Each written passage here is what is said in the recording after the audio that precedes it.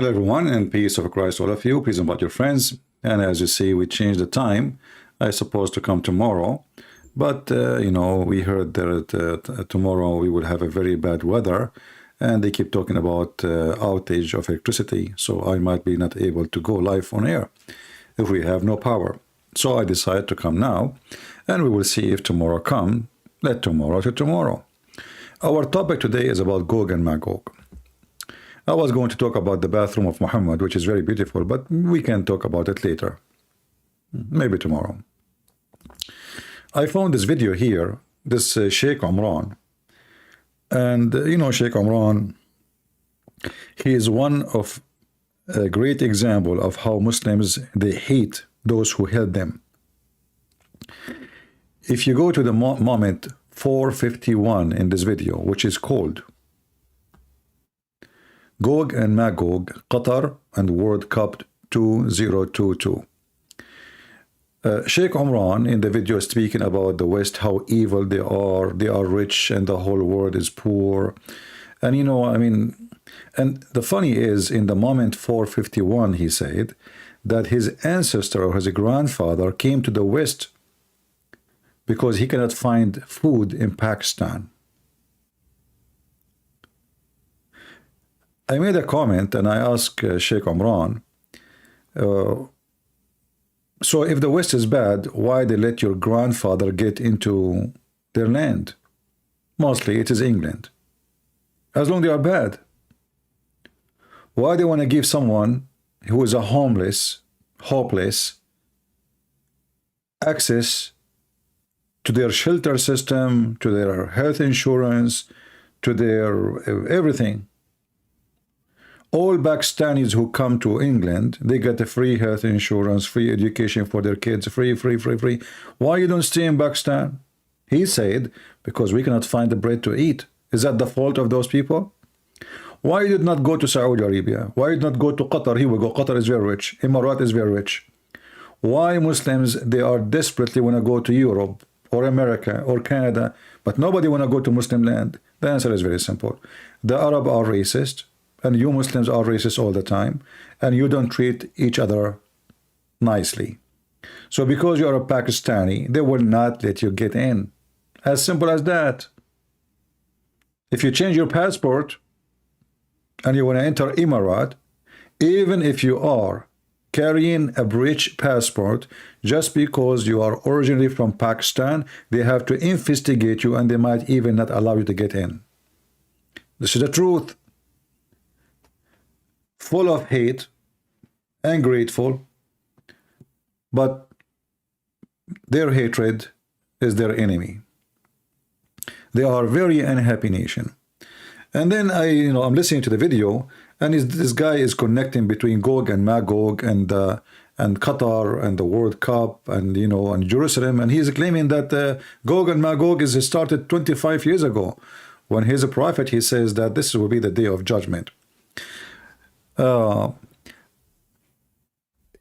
The hatred of Muhammadan is not new, and Western people who allow them to come to the West, they are making a big mistake. And this is an example of you. If you read the comment down here, read every comment made by Muslims, and many of them, they live in the West. Actually, all of them maybe.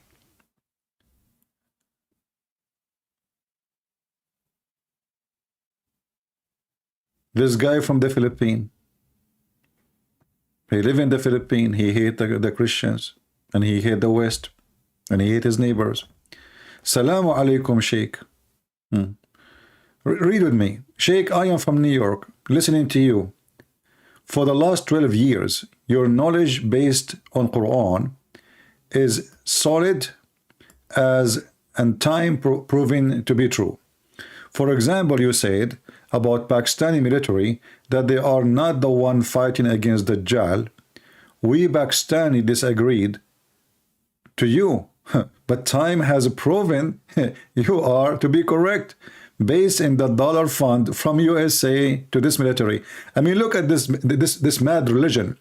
The stupid American, they give them money to support their military, and they are angry from America. Do you see it? So they are angry if you make war against them. They are angry if you give them money. They are angry if you feed them. They are angry if you give them shelter. They are angry and they hate you. So now this guy, he discovered that Pakistan is not an army of Islam, is an army of GOG and MAGOG. You know, look, you are correct based in the dollar fund from USA to this military. So can you believe how much awkward those people they are? How much their hatred is destroying them? So the American, they give you money, which is my money. I pay tax, a lot of tax. And then those stupid government, they give it to you?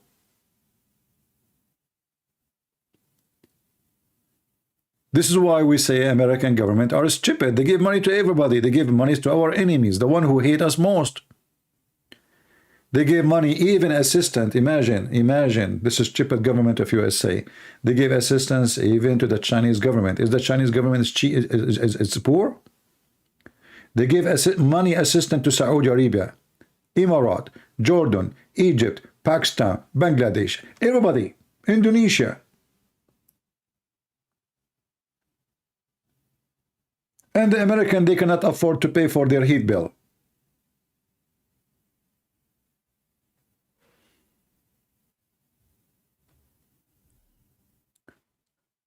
And this is a great example how you should not and why you should not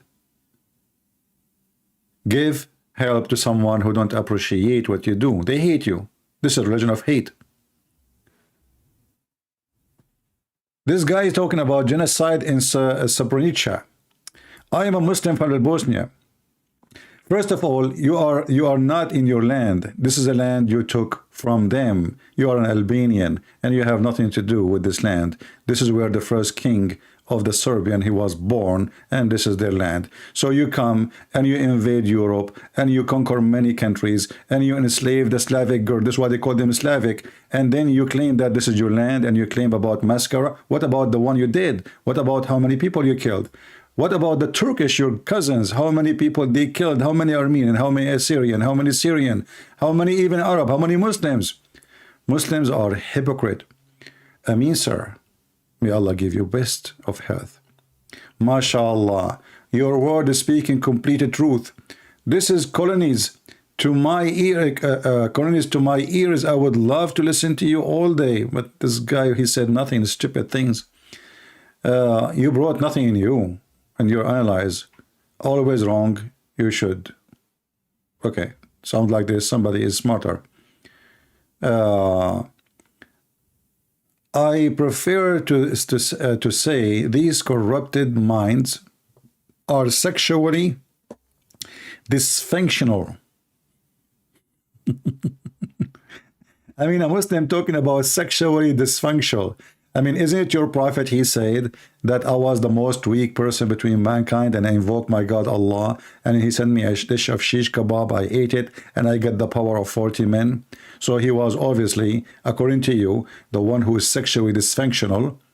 His mind is corrupt, and that is your prophet, obviously. Let us continue next. Alhamdulillah, shukrallah. Good empowering boards. Russian law is brought to South Africa. Please implement. Okay, so the guy is praising Russia because they made a law against homosexuality. But what you would do to your prophet, he was a homosexual. Isn't it your prophet? He said, I never received Quran except in the clothes of Aisha. Isn't it your prophet? He was kissing a man down his belly and the man was hugging him and kissing him there and both they were naked. Isn't it your prophet? He used to sit showing his testicles when the men come in, one after one. Enter Uthman, he came in, and Aisha, she noticed that Muhammad, he covered himself. She said to him, how come? My father came, you did not cover yourself. Omar came, you did not cover yourself. Uthman came, you cover yourself. He said, oh, Uthman is a person, the angels will be shy from him. Don't forget, our topic is GOG and MAGOG. We will be with you in the topic.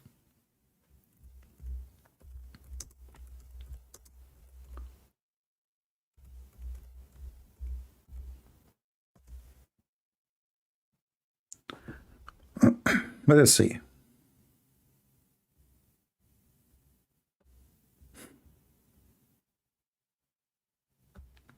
Read with me and laugh. This is Muhammad. Muhammad sitting in his bed. Muhammad laying in his bed. In my place. Okay? In her place. Not apartment. At that time there's no apartment. Stupid translator. With his thigh uncovered all the way to his thigh. Abu Bakr thought permission to enter. It was given to him. And he conversed in the same very state, which means he did not change the way he is sitting. And then Umar thought permission and he entered. And Muhammad did not change the way he is sitting. And then Uthman, the same day, what happened? Uthman, he entered. He thought permission. And then the Prophet, he sat down and he set right his clothes. And then she said to him, I do not say that it happened in the same day. He, Uthman, says, then he entered and conversed as he went. Aisha, she said, Abu Bakr, he said to Muhammad, Abu Bakr, he entered, which means her father, you did not stir. You did not observe much care, arranging your clothes. Then Umar entered, and you did not stir. You did not arrange your clothes. Then Uthman entered, and you got up and you set your clothes right. So he said, should I not show modesty to the one whom even the angels show modesty? So Muhammad was sitting between men with no modesty. And when Uthman he came, Muhammad, he sat and he put his clothes down, covering his butt and his testicles. Why? Because the angels show modesty to Uthman. Who is Uthman? How is that? What do you mean?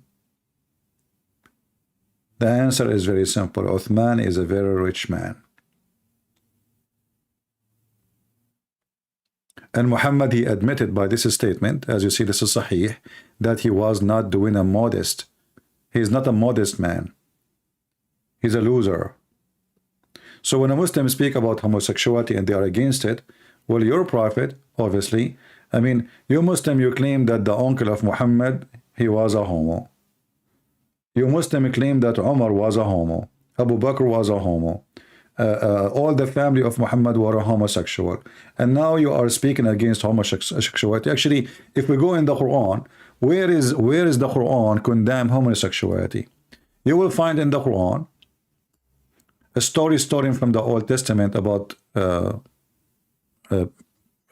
people of Lut. But if you go in the Quran, you will find this, that if someone he is a homosexual, according to the interpretation of the Sharia, you beat him with sandals.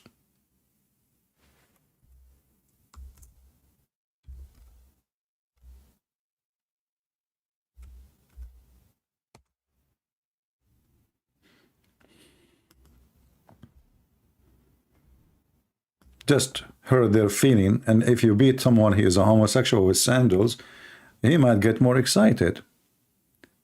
According to the stories of the Muhammadan, that when somebody killed Uthman, and Uthman he was killed and he was slaughtered, and the Muslim they took the hair of his beard one by one, they tortured him before they killed him, and then when they killed him, they refused even to bury him with Muslims, and they dump him in the street after dragging his head and his body, and then a bunch of Muslims secretly they took him and they bury him between the graves of the Jews. This is Uthman, the one who the angels are modest to him. The Quran in front of you, and you can read the interpretation, that if two of your men, not two of you, if two of your men, they do that, what do you do to them? Just do humility to them. You can read right now the interpretation for the verse. Here we go. Just to show you we don't make things up. It says you beat them with sandals. Now the Muslim, they will say to you, oh, the Prophet later, he said something different. So are you saying to me, your God, he says you beat them with sandals. Your Prophet, he says the opposite. Your Prophet, he is trying to copy the book of the Jews.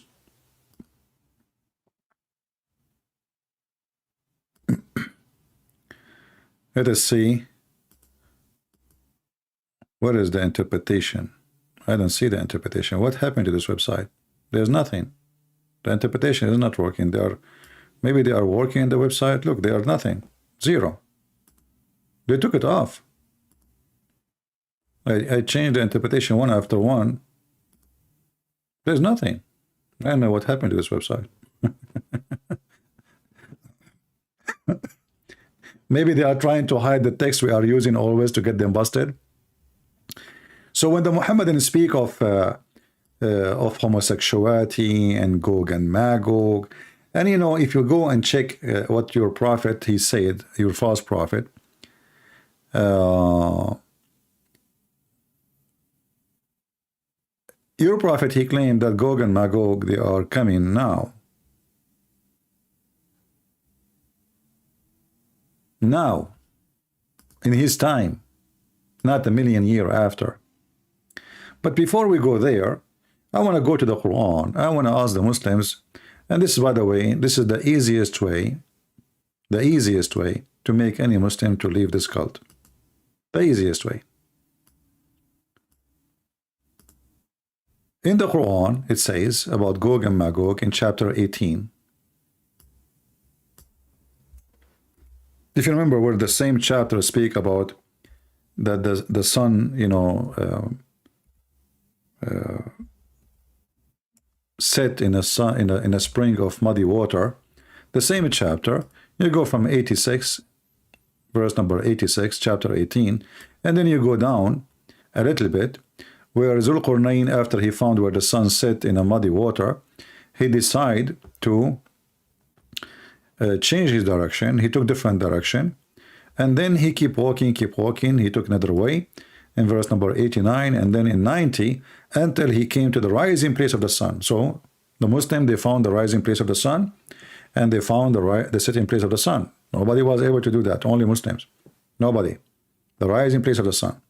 He found it rising on people of whom they had provided no shelter against the sun. If you ask the Muslim, what is that? What do you mean they provided no shelter? You will see tons of stories. And the Muslim lately, they start making up stories. Like, as an example, some of them, they say, this is about the Arctic, the North Pole. Yes, brother, there's no sun there. And there's the ozone. This is about the ozone, brother.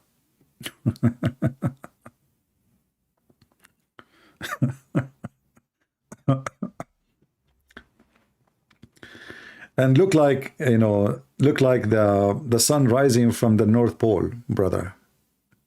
I mean, when the Muslim, they made articles about their stupid Quran, I die laughing.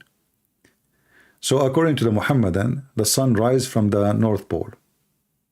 Yep, this is where the sun rise. It says, enter when he came to the rising place of the sun. He found near it people who have no shelter. And then he continues saying, those people, they said to him, O Zulqarnain, you know, can you do something for us? You know, can you do something for us? And by the way, here, this verse here, it's about Allah saying, and this is what we know about him. And this is funny. You know, Allah claimed that he knew everything about Zulqarnain. And this is why he continues saying, and then he followed another way until when he reached the between two mountains, he found before those mountains people who don't understand the word. So those people, they don't understand the word. Very simple. You know, this is what the word is saying. In Arabic it says, لا يكادون يفقهون قولا. They cannot understand anything. They are stupid. They are ignorant. But suddenly, the verse after it, you will see those people, they speak even the language of Zulqarnain. And not only they are people who speak the language, suddenly they are smart and they are telling him what to do. And here you need to notice Uh, right away, they are asking Zulqarnain, I mean, this guy came in with a huge army, massive army, occupying the whole earth. This is Alexander the Great. Muhammad, he took every famous person. If Muhammad he knew about Macy's, he will make the chapter of Macy's, trust me. If Muhammad heard about Trump or Ivanka Trump specifically, he will change all the description of the versions.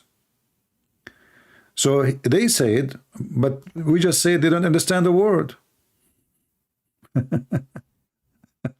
They said, Zulqarnain, verily, Ya'juj wa Ma'juj, Gog and Magog, they are doing great mischievement in the land. Which land? Hey, Muslims, when in history Gog and Magog, those people, they did something, which the name of the war they did, which land they occupied, what the mischievement, where, who was their king, when the last war they had, what the heck is that? Any Muslim can help us?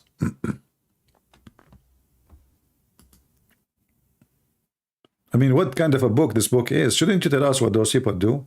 Muhammad, he heard the Jews. In the Old Testament, it's mentioning Gog and Magog.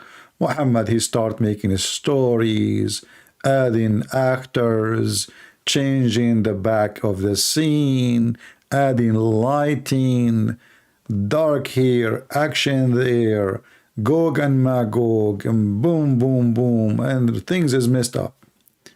So now those people who do not understand the word, remember, you know, suddenly they are very, very, very smart, and they are asking Zulqarnain to do something. But the question here, why they don't do it? They can do it. Oh no, the Muslim will say to you, no, they cannot. Don't you see they are stupid? How is stupid people who can come with this idea? The idea is not the idea of Zulqarnain. It's not even the idea of Allah. And here we need to ask ourselves a question. According to Muhammad, those people are held behind the dam by the will of Allah. So why those people who they are not Muslims, they are the one who come with the idea? But the story did not stop here. The story getting more stupid. And then after they said that to him, can you build for us, between us and them, a dam? And here you see how stupid this stupidity is. Because if we build a dam between us and a group of people, still they can go around the dam. I mean, who is the stupid here? According to the Muhammadan, if you go right now in YouTube, you will find 1 million videos made by the Muhammadan about Gog and Magog. Millions.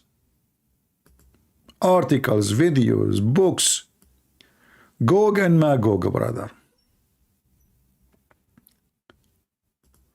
And all the Muslims agree that those Gog and Magog people, they are behind the dam. Okay. You got a point, brother?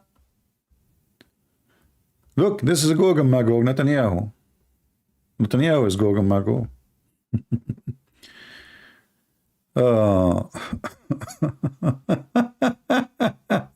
Look at this. Endless, brother.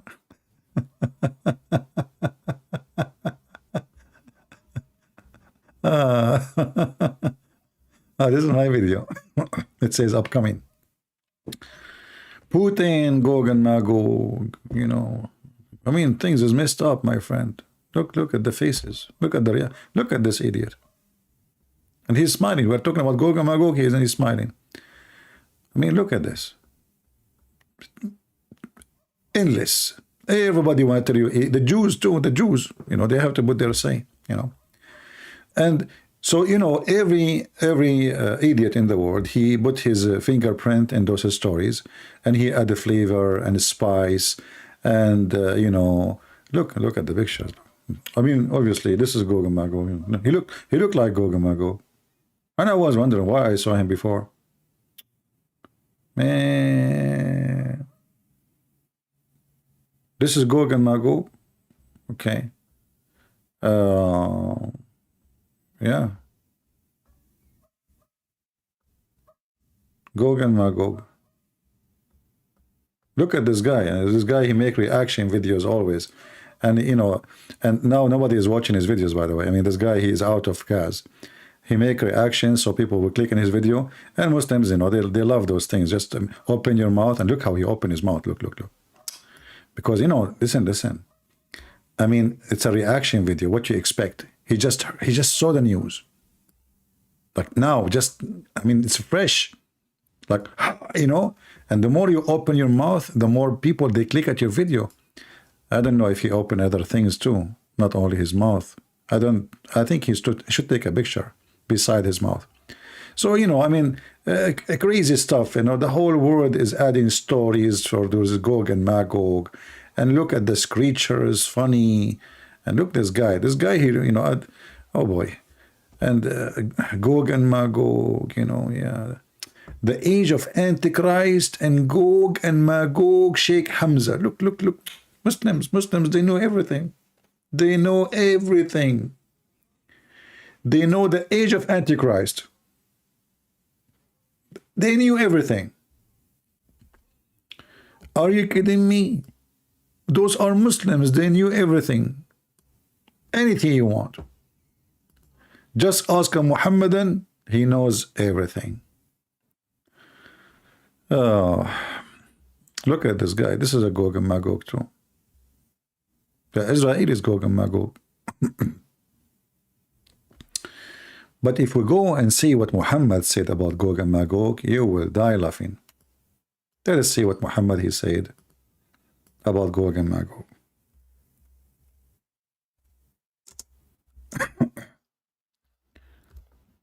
Sorry if I am coughing.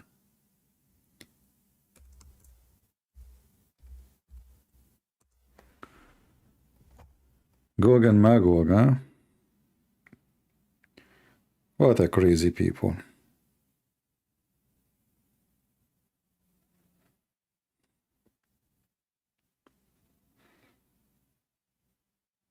You know, just to create a story and add some flair, you know, like the Bigfoot in America. I mean, we are in the world in the year 2022, and there's people who still believe in the Bigfoot.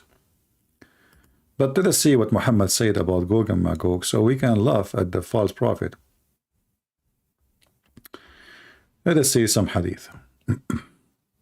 Look at this prophecy. Muhammad, according to Muhammadans, he is a prophet, and a prophet should be called a prophet if his prophecies, they happen. If there is one of them is false, even if he said 100 they are true, he's a false prophet. However, all the prophecies of Muhammad is false. There is a video of Yasir Qadi. He count the prophecy of Muhammad as an example. He said you will conquer Constantinople, but the fact he was speaking to the Arab, not to the Turkish. Muhammad, he says, اتركوا الترك ما تركوكم. Leave the Turkish as long they leave you. Muhammad never expected the Turkish to be. Actually, the Muslim believe that the Turkish are a tribe of GOG and MAGOG. They are a tribe of GOG and MAGOG. They are a branch of them. So look what Muhammad said. And this is additional false prophecy proving that he is a false man. By him whose hand is my life, the son of Mary will soon descend among you. You see, the Muslims, when they read the sentence, they say, soon will descend among you. They think Muslim Muhammad talking about among them now. Muhammad was speaking about people who they are in front of you, in front of him. Not, you see, in Arabic it says, liyushikna, almost. You can check this word in the Arabic dictionary, if any of you speak little Arabic, or you can copy it. Yushik is a word mean almost there, like in a blink of an eye. Let us say people are waiting in a hall for the king to come, and then you heard the news says he ala washak zuhur, so he is almost here. So like a second, few seconds, minutes. So Muhammad, he claimed that Jesus, the translation here is not even accurate. Not only soon, almost. Is way more than soon. So Muhammad is speaking in his time that Jesus is almost going to be with you soon, and he will kill the swine. And I like it, I like it. Jesus having a cowboy fight with the pig. Jesus, he come. This is the Muslim Jesus, not our Jesus. Muhammad, the Muslim Isa, they call him Isa. Isa will come and he have two guns in his waist, and he will come to the pig and he says, "Hey pig," we will count to 3. The one who shoot first is dead. And then you will hear the whistle of the cowboy. And then the shooting start. And Jesus, go, Isa, the Muslims, I hope Isa Muslim, he will not play the same as Morocco. So Isa the Muslim, he will kill the pig. I mean, what's wrong with this stupid religion? This guy Isa is coming from the 7th galaxy, and he is now in the heaven because he is going to fight a pig. I mean, what is a big deal about this pig? Have you ever heard that there is a God, his enemy is a pig? You know how many times I say to you that your enemy is your size? If you go in the street and you are 6 foot tall and you want to fight a child, he is, 5 years old, that means you are 5 years old. You are just an idiot. Now we have a God, and this God in his plan that he will send the Isa brother to do jihad against Mr. Pig. Which pig? What is that? You see, in Arabic, it doesn't even say the pigs. It says al-khinzir, which means there's one specific pig. And then he will abolish the jizya. You stupid idiot. Nobody paid jizya from a long time ago. And this is additional proof that you are a false prophet. When the last time the Christians are paying jizya to the Muslims? What jizya? Jizya, in case you do not know, when the Muslim, they conquer the Christian land because they are a gang, they force you to pay them so you can live. Gang. This is in the Quran, chapter 9, verse 29. Fight them, kill them until they pay or they die. So Muhammad is predicting that when Isa come, the jizya will be abolished. But the jizya is not exist from long time ago. And this is additional proof that Muhammad is a fraud. I'm going to open my Skype to see if there is any Muslim would like to join us to talk about GOG and MAGOG. And by the way, this is a topic every Muslim fear, and Muslim leave Islam left and right because of it. We did not even cover the most important part of it, but we will go there. Maybe we can find some Muslims who want to join us, and they are welcome. So if you are a Muhammadan and would like to join us, please feel free to text me in Skype, and I will be happy to take you.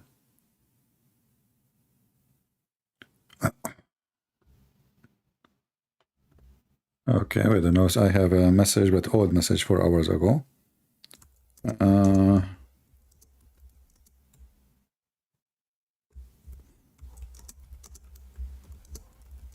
This guy, he want to bring me his father to debate me. I think his father is a sheikh. We will see. I just text him. We will see if he can join us. So look at this. Can the Muslims say that this is a weak hadith? Absolutely not. This is very authentic.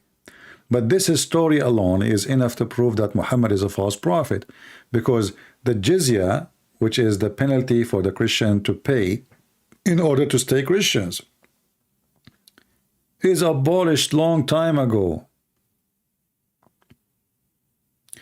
In fact, today we are the one who protect Muslim countries. And all Muslim countries, in order to protect themselves, either they give American base like Qatar, the biggest base in the world, paid by the Qatar government, paid in full, housing, electricity, cooking, food, everything is paid by Qatar. The land, everything. Because Qatar need the protection. Otherwise, the Saudi, they will eat them alive. The Iraqi will eat them alive. The Iranian, they will eat them alive. Muslims always, they eat each other alive. Muslims only are heroes when they fight each other. When it comes to different country, they are potatoes. There's only one place where Muslims, they attack your country if your country is so tiny and so small. Like what happened with Armenia. Turkish army, massive army. Azerbaijan, by the help of Israel, they attack a little tiny country. The whole population in there is not even 10 million.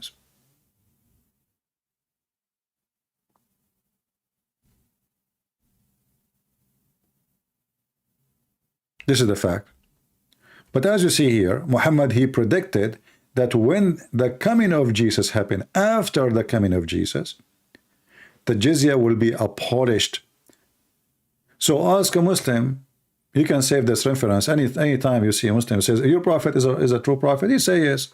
Okay, is this an authentic hadith? Don't complain about what's wrong with it first. Ask him, do you agree with this hadith? He will say yes, absolutely, it's true. But based on this hadith,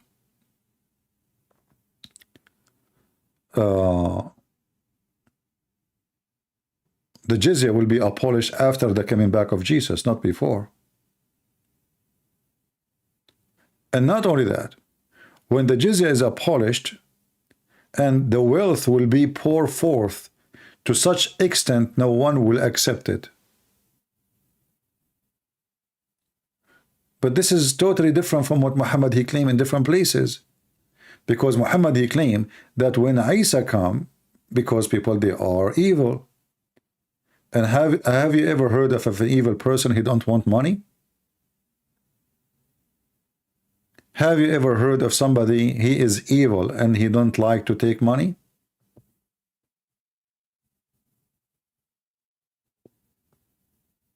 All of us, we knew that things is getting worse because population of the earth is increasing, resource will decrease, and then time will come, if nothing happened, you know, if the Lord did not come before that, people will go to war. The same what happened in World War II. And this time is going to be way massive and people will use nukes. And maybe most of the earth will be destroyed, except cockroaches, because cockroaches, they are the only creature can survive nuke attacks. Human, they will die. And if you live, you will live with cancer, with defect, you know, even your kids will not be normal. If you have kids. So Muhammad's prophecy here about Gog and Magog is false. But let us see, you see here in the hadith, doesn't say anything about Gog and Magog. What is Gog and Magog? You know, doesn't say anything. Let us continue, because there is something really important. Let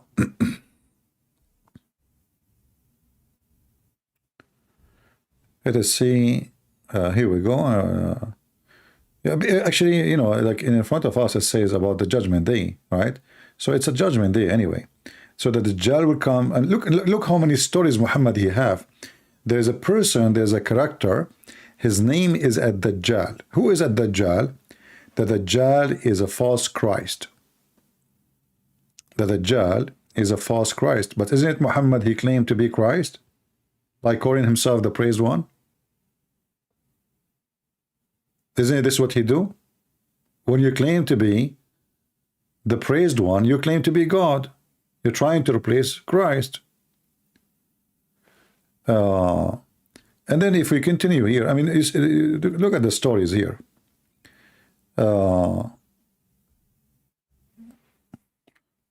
Actually, here in the story here, this part, there is something funny. Let us share together. He said, he mentioned the Dajjal, and between two brackets, the Muslim, they say the Antichrist. That's false, by the way. Muslim didn't have such a character of Antichrist. Islam itself is Antichrist. Muhammad himself is Antichrist. But Muslims don't believe in something called Antichrist. However, as long as the Muslim, they agree that the one who will come in the end of the time, he will try to take the place of Jesus. I have a question for the Muhammadan. Why he is not trying to take the place of Muhammad? Anyone knows why?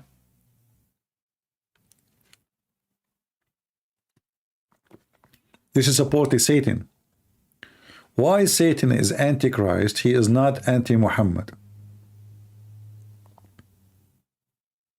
Any Muhammadan can tell us? You see, we keep saying your size is your enemy and your enemy is your size. Satan, he will not be my enemy. I mean, he will not focus on me. I'm nobody for him. Satan is a person trying to replace God. He want to be God. Satan is a very powerful creature. He's not going to fight a pig, a chicken, and even a human. Satan, he want to replace God. He want to be God. He don't want to obey God. That's why he is Antichrist, not anti-Muhammad. And how you can be anti-Muhammad if Muhammad himself is satanic? So Muhammad and Satan, they serve the same agenda. Name for me one thing Muhammad, he teach, he preach, he practice, is not satanic. From beating the wife, to having sex with the children, to promise me to have sex with boys, and having pictures in heaven. I like the image, I enter it. And you know, women who they are white, so white, and we can see the marrow of their bones. 80,000 little boys. I will be wearing gold and silver, and I will be wearing bracelet, and my house will be brick of gold and brick of, all of it is about gold and silver and sex. And this is exactly what Satan does. What Satan does to a human being: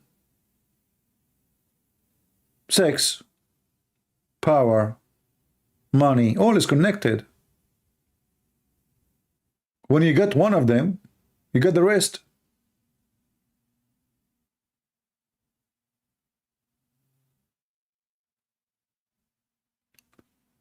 So here you notice that even the Muhammadan, they are in trouble because Muhammad is as a thief. You know, he have to come with such stories, and those stories, they are really embarrassment to the Muhammadan. So the Antichrist will come forth if he, look at this, if he come forth while I am among you, hey Muslims,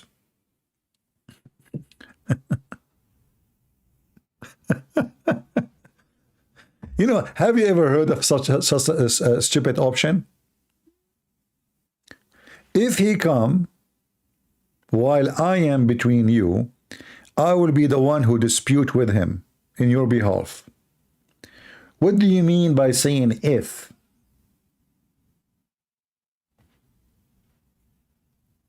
Isn't it the same guy he mentioned that a Dajjal will come in the day of judgment?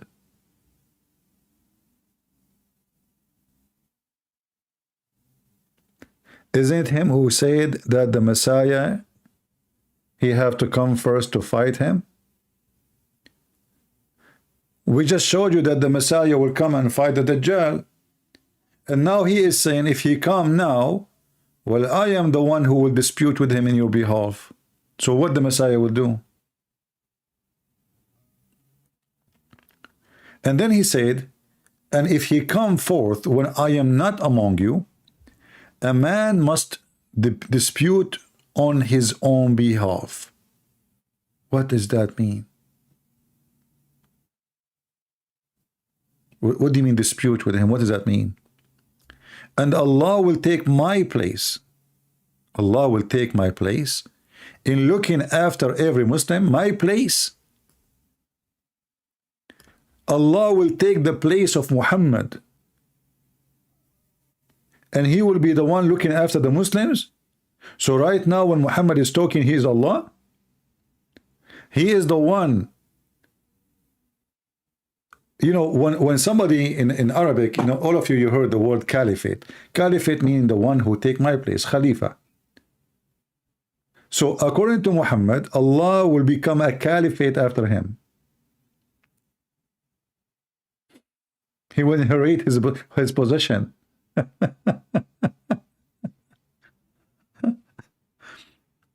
And then he continue, When this guy, he come to you, look, Muhammad, he have a solution. Okay. Those who of you who live up to this time, which means Muhammad, he is claiming that the Dajjal, he might come in his time, but if he come, he will come for them too still, you know, like, but he will be dead, but still people who they are in front of him, they will be dead. It's, look, read it in front of you. It says, those of you in the time he's talking, not later, who live up to this time, should recite over him the opening of verses of Surah Al-Kahf. What the heck is that? For they are your protection from his trial. Let us go to the chapter of Al-Kahf and let us see the protection. Here we go. This is Al-Kahf, which means the cave. How that can be protection?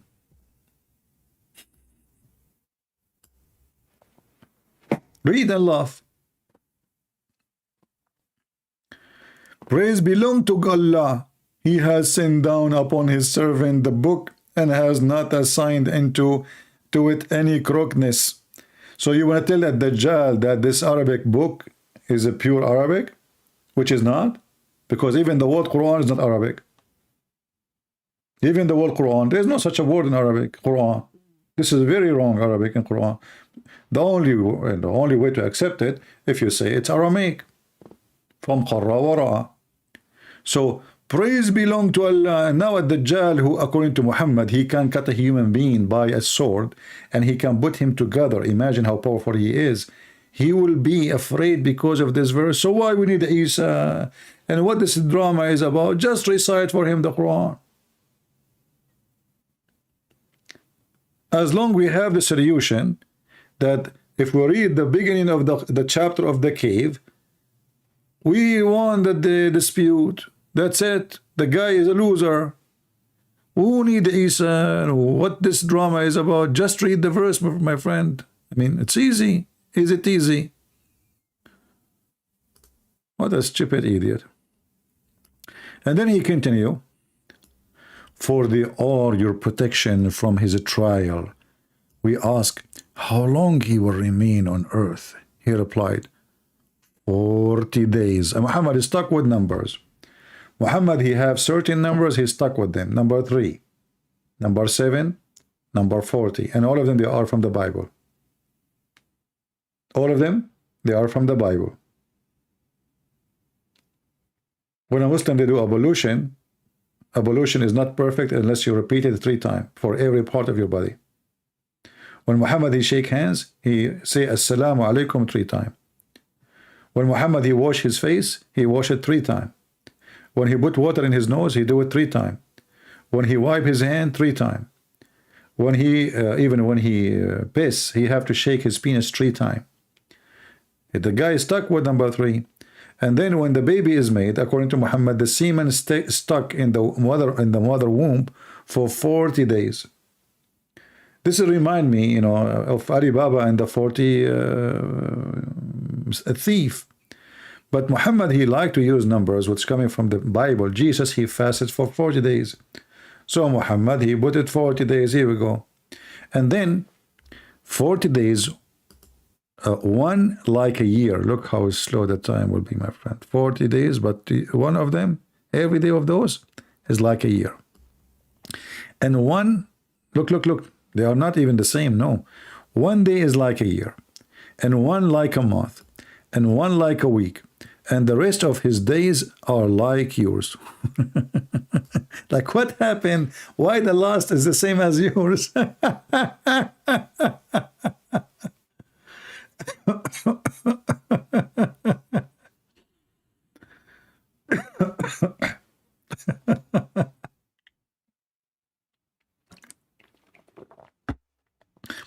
If you are a Muslim, you'd like to join us about GOG and MAGOG, please feel free, because you will end leaving Islam anyway if you call us.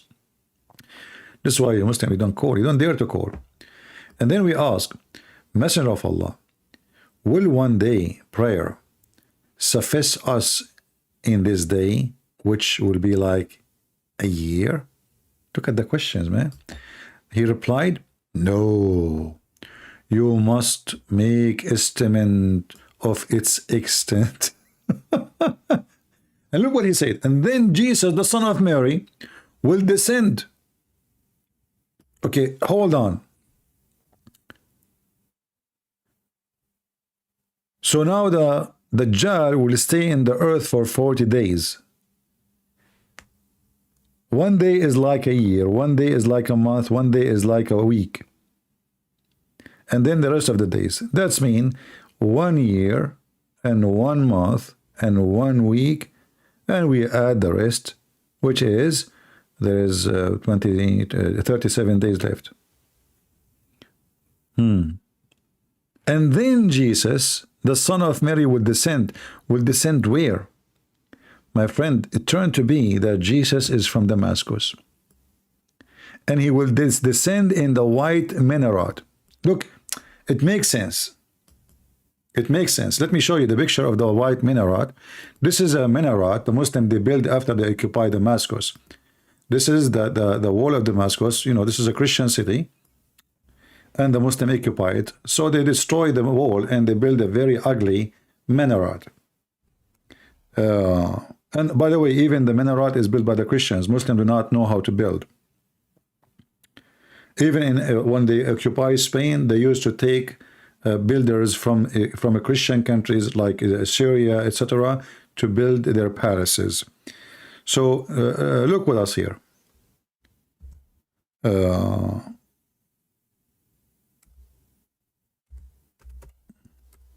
I will show you the picture where Jesus will be landed.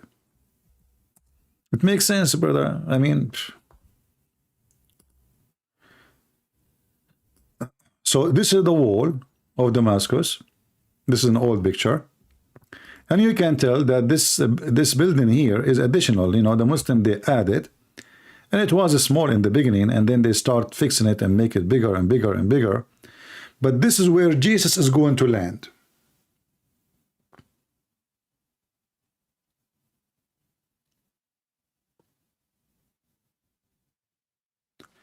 Now here you ask yourself a very simple question. The white minaret in Damascus. But at that time Muhammad, he was not there. So what the Muslims they did, they went to Damascus and they could not find a white minaret. They built one.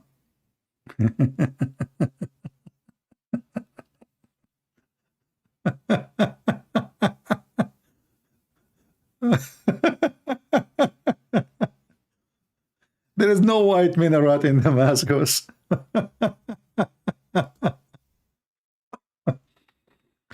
So Jesus, and you know, if you think about it, I mean, you are Jesus and you are coming from the sky. You need a place, high place.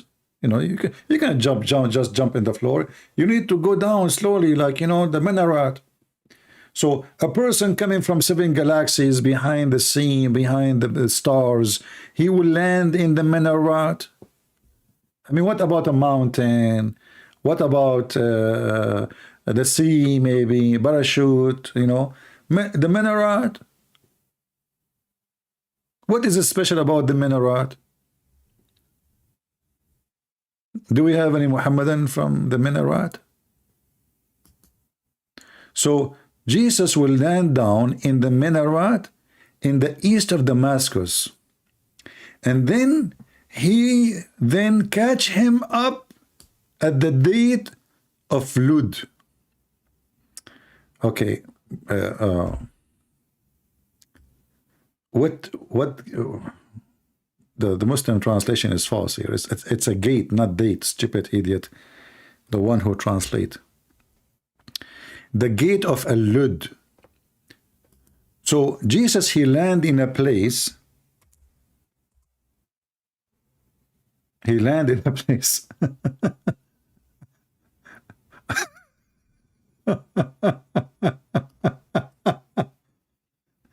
So we land in a place and then we go to Israel. But hold on. Let us go back in the movie. Didn't he say that the Dajjal will come to you? But those Muslims that live in Mecca. What do you have in Damascus, and Israel. What are you talking about? And why Jesus he land? Do you think it's not safe for him to land in Israel because this guy is there? Do we have any Muhammadan here?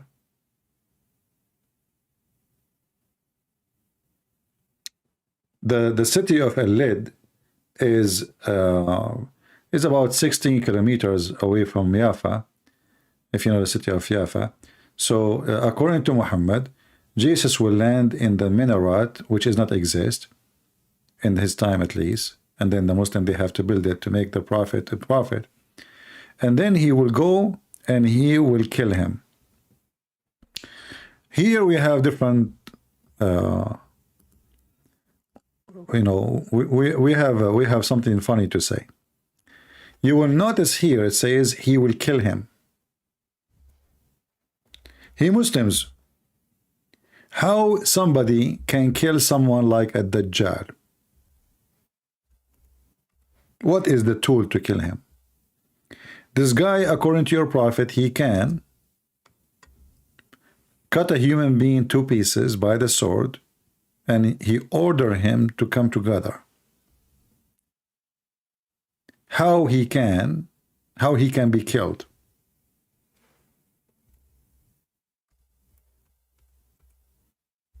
Any Muhammadan? We have somebody is texting me. Let's see.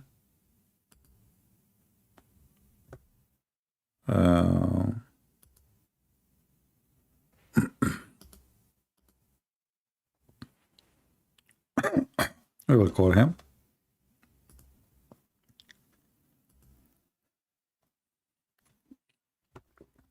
Hello? This is Fakira. This is Fakira. Yeah, stupid. How we can kill, like, you know, the one of the funny things about Muhammad, as an example, that shaitan is made of fire, and then Allah will send shaitan to hellfire.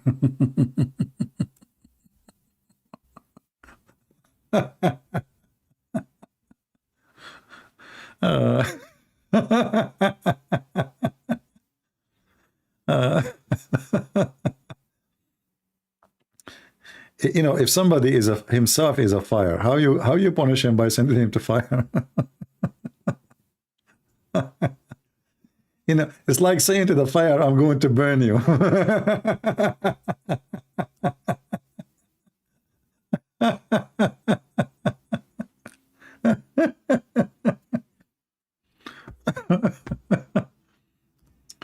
Hey fire, don't you know I can burn you? I'm serious, I will burn you, okay? I'm telling you, I can burn you with the blue fire, red fire, what kind of fire you like? All right? Just to let you know, I mean, come on.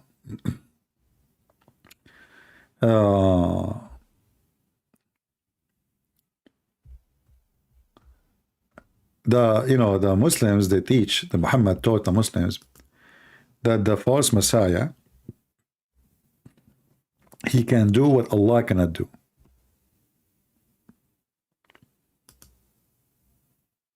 He can do what Allah cannot do. Can you believe it?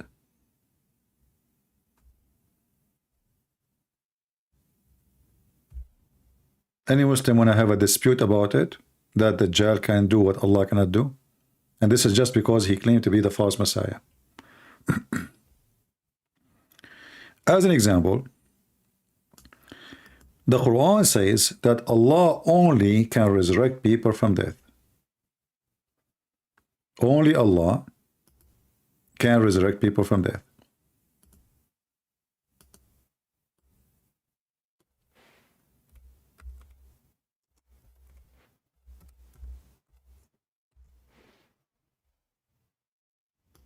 Let us read together. All those verses speaking about Allah, He is the one who can raise people from death.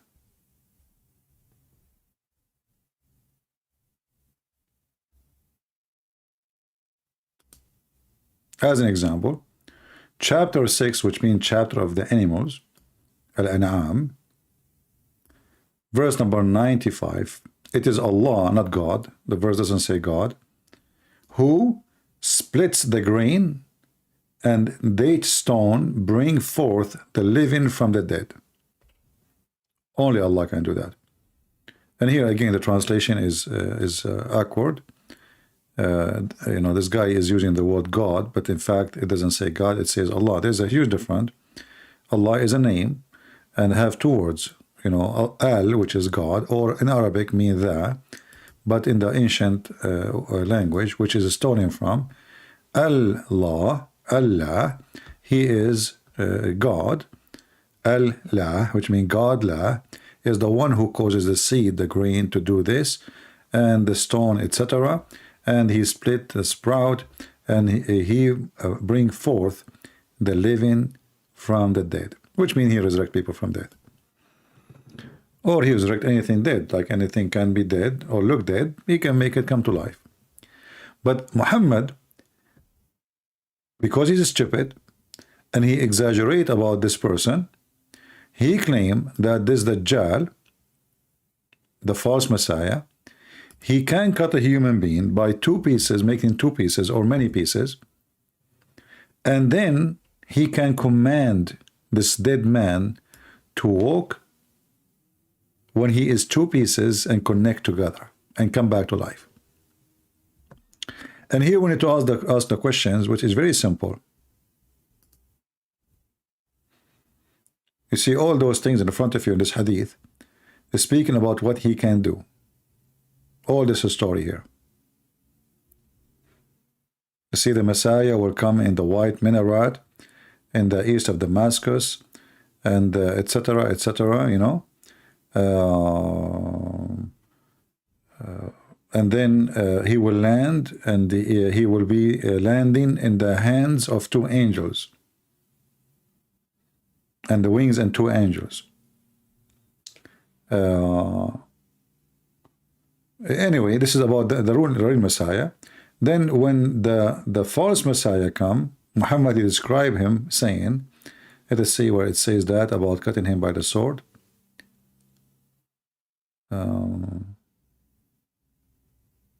And this is about GOG and MAGOG too. Where it is.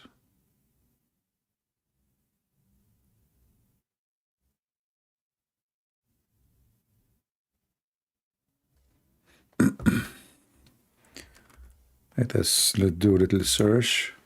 It should be here. Okay.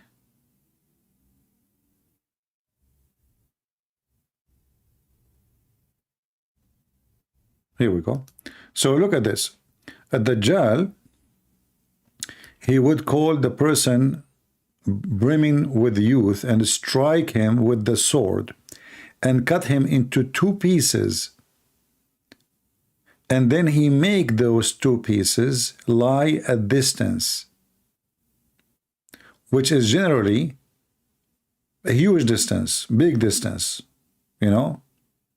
And then after he spread this body of this young man, then he would call he called the dead young man, who became pieces now, to come forward, laughing with his face gleaming with happiness.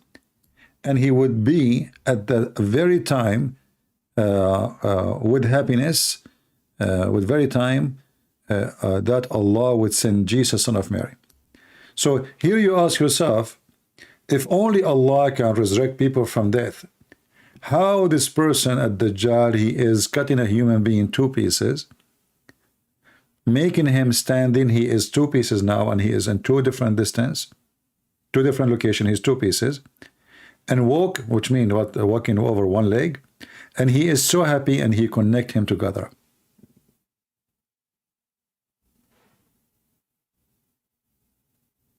And he asked him to come, and the man, he will come, and he's happy.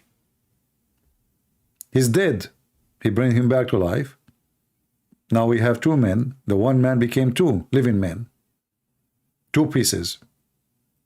The man now is standing alive, and he is happy, smiling. So if we ask the Muslims, you know, this funny, stupid religion, they keep saying that Allah is the one who made Jesus resurrect people from death. It's a miracle. So people will believe in him. Is it Allah who make a Dajjal bring people from death? Isn't it the Quran says only Allah? Why Allah, he want people to believe in him?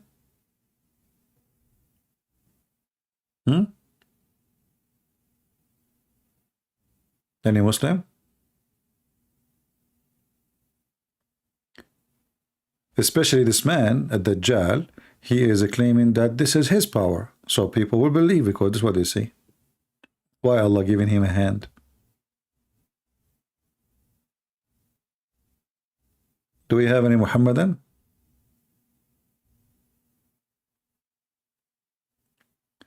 And then here we are talking about Gog and Magog. You will notice that Gog and Magog, they will happen after Ad-Dajjal, because Jesus will kill him, as you see in the front of us. So the Dajjal will come and he will do what he do, and then Jesus will meet him. He will meet him in the gate of Damascus, or Lud, sorry, and he will kill him.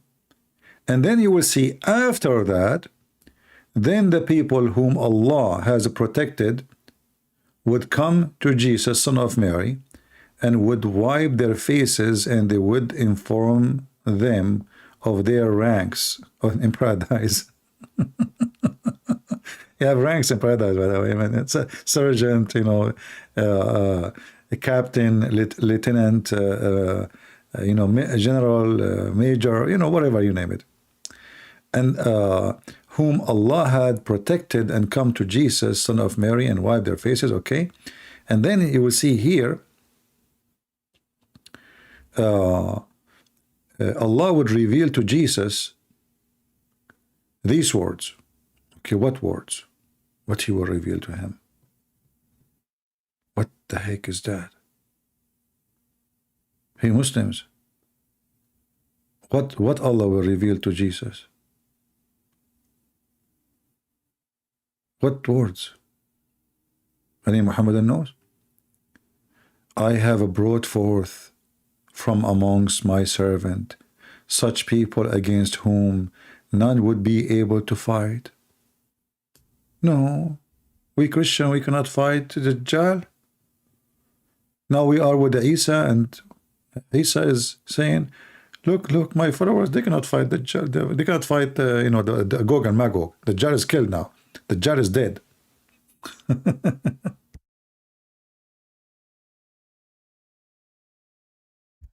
So the dead Dajjal is over, and now we have a bigger problem. Look, my people, they cannot fight.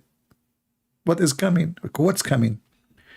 So take those people safely to tour an area. And then Allah would send Gog and Magog, and they would swarm down from every slope. Hold on. According to the stupid guy here in the video, Sheikh Omran, he said that Gog and Magog are happening now. And it started 25 years ago. I mean, those people, they claim to be sheikhs.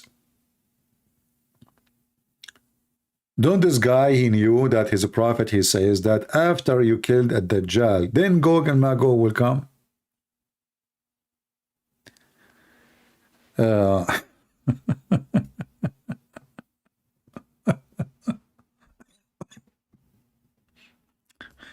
Let us continue about Gog and Magog. And Gog and Magog would swarm down from every slope. The first of them would pass the lake of Tabarayas. Look, all the stories happening in Damascus Gate, 16 miles away from Jaffa, and now we are in the lake of Tabaraya, brother.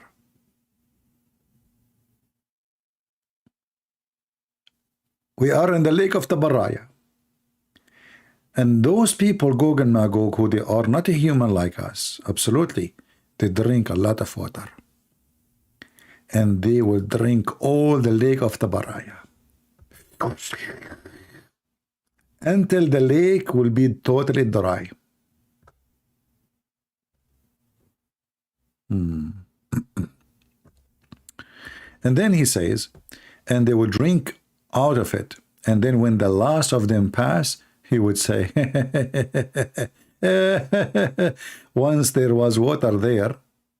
And then Jesus and his companion would then be signed or be besieged here at Tur. I don't accept that.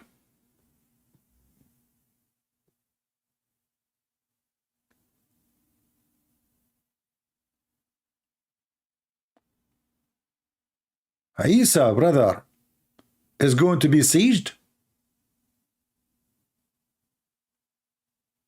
and the enemies of Isa will be surrounding Isa, and the land, brother, will be occupied by Gog and Magog. So what about Mecca? What happened? Do we have any Muhammadan?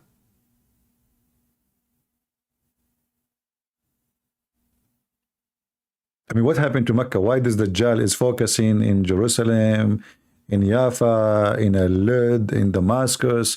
What about, you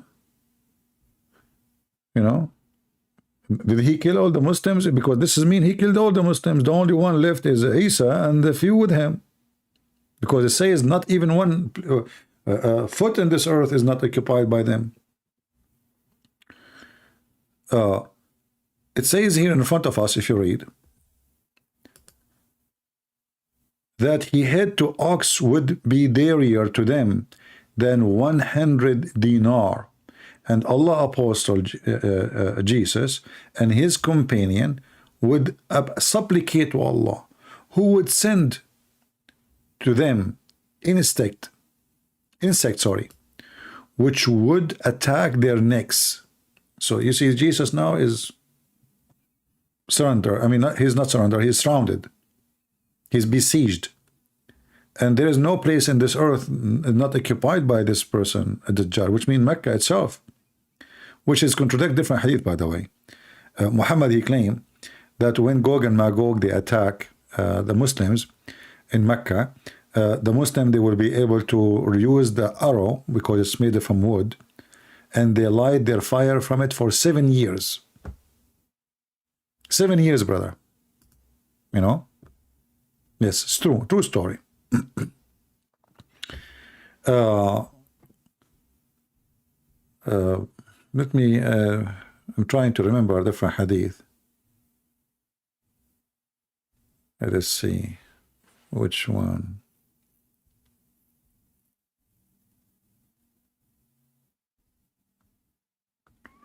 Yeah, there's a hadith I'm trying to remember, which is very funny about the arrows. Let me see if I can find it.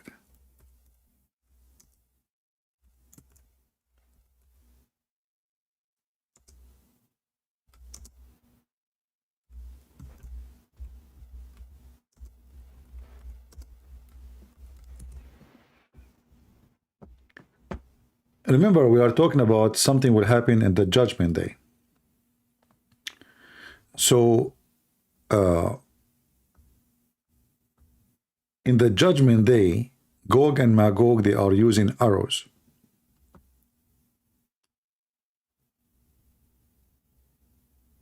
Here we go. I found the hadith, but I found it in Arabic. Let me find it in English.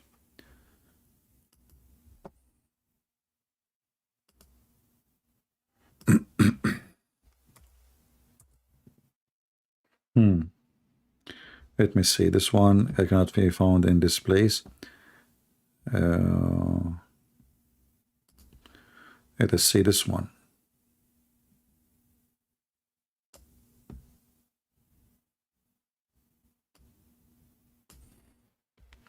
And again, Muhammad, as usual, he always stuck with certain numbers. So the Muslims, they are going to use the arrows. Here we go, we found it. Muslims will use the bows, arrows, and shield of Gog and Magog as firewood for 7 years. Guys, do you understand what this story is saying? Who understands? Somebody help me.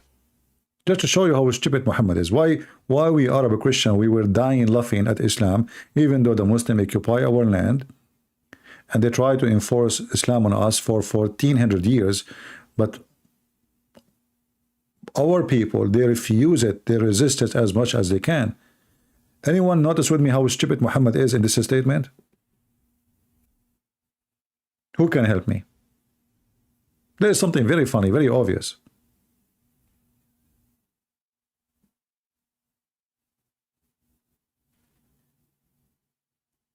I know that the sound takes some time for you to arrive, but I'm sure you can see what I see.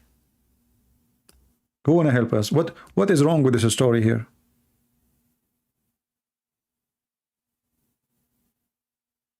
You see, I can take the shield are made from wood, no problem.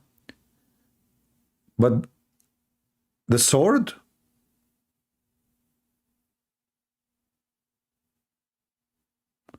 The bows, the arrows, and the shield, the weapon of those people, all of it was made from wood. And when that will happen? In the day of judgment?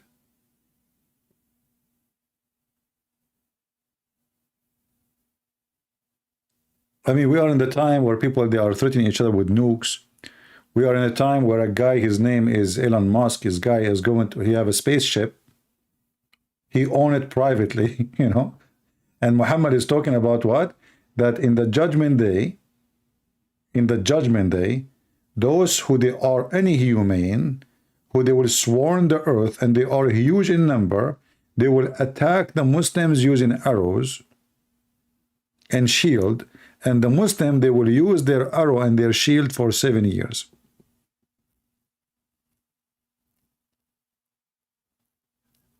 Makes sense.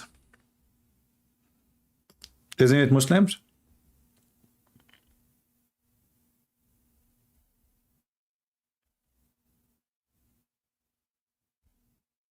Hmm?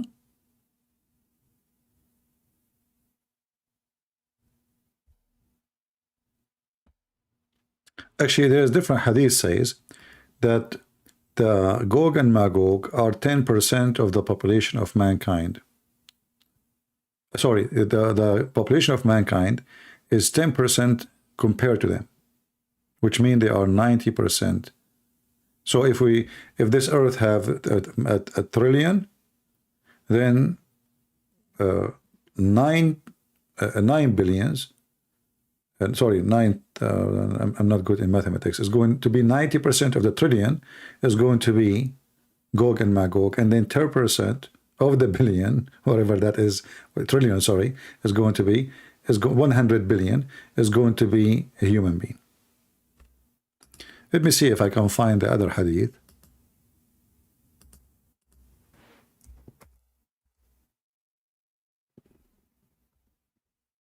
Let us see.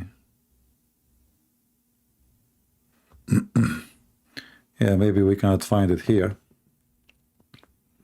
You know, not all the hadith are in English. Most of it is still untranslated. But we can find it in Arabic. Let me see here.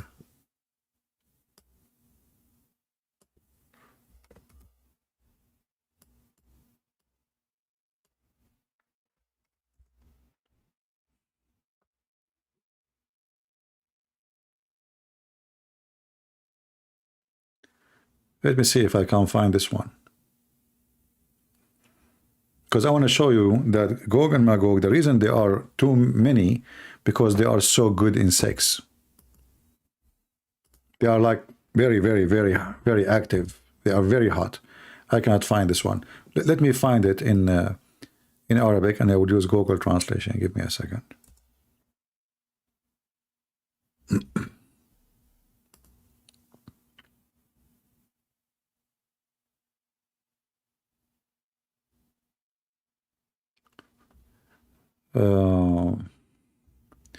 Okay, this is Quran. This is Tafsir al-Suyuti. The book name is Ad-Durr al-Manthur, volume number 9, page number 671, and I will give you the link. You can open it by using Google Translation. Just open the browser of Google, please. And here Muhammad is giving a description about Gog and Magog. And Muhammad, he says,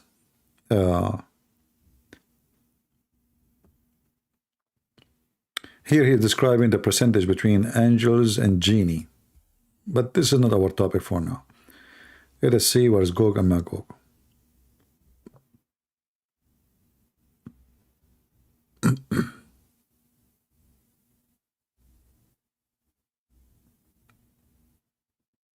Here we go.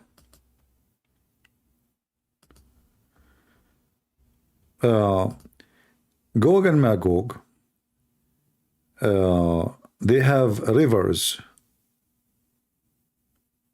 and like rivers of a pleasure, like I don't know what it is exactly. And women, they can have sex with women as they wish, non-stop, and trees and etc. And when a man of them he died, he leave 1,000 son and more at least. Another hadith, it says, Gog and Magog, they are two nations. How smart, Gog and Magog. Muslims, they discovered that they are two nations. Each nation have 400,000 nation. And each nation of those 400,000 nation don't look like the other one. And when one of them he die, he will have behind at least 1,000 child. 1,000. And then they go and they describe how Gog and Magog they look like. I will try to find a picture to tell you how they look like.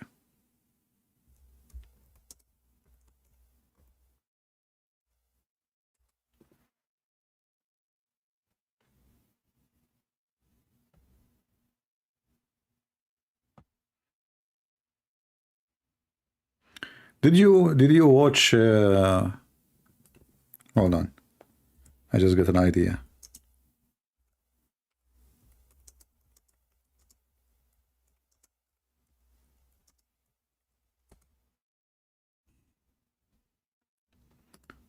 I got a better idea to show you how they look like.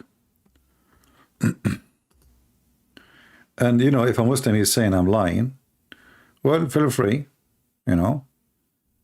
I can prove what I'm saying. I have the height in front of me on the screen. So according to the Muhammadan, the people of Gog and Magog, they look like a cedar tree with a lot of branches. But this is one nation of them look like that, not all of them. Like, in the movie The Lord of the Ring, those trees who move and talk, and if you remember.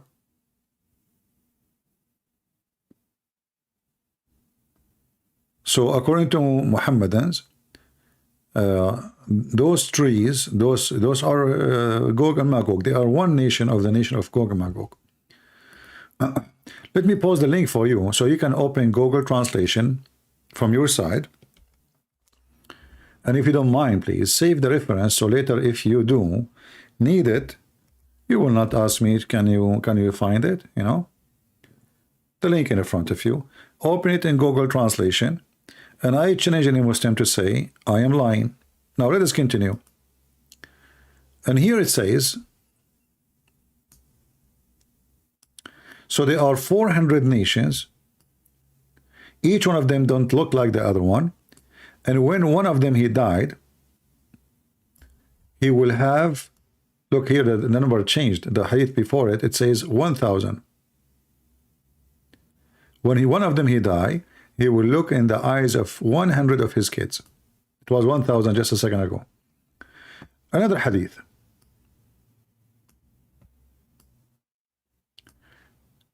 The creation of Gog and Magog, which mean their look, there are three kinds.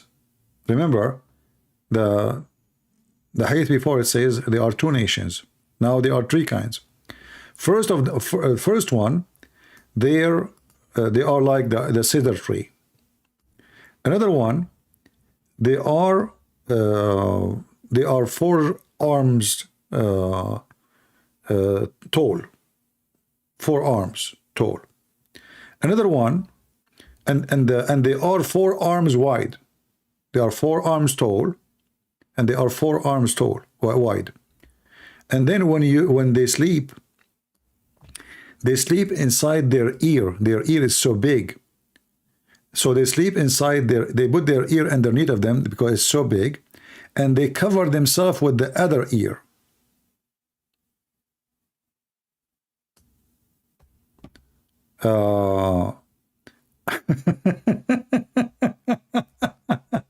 This one is something here.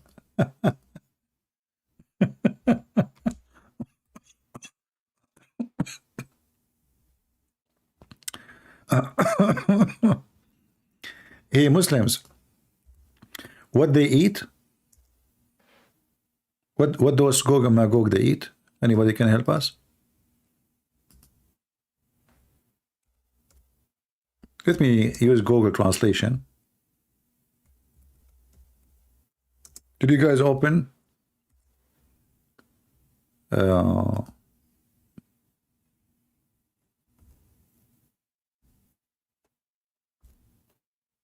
Did you open it with Google?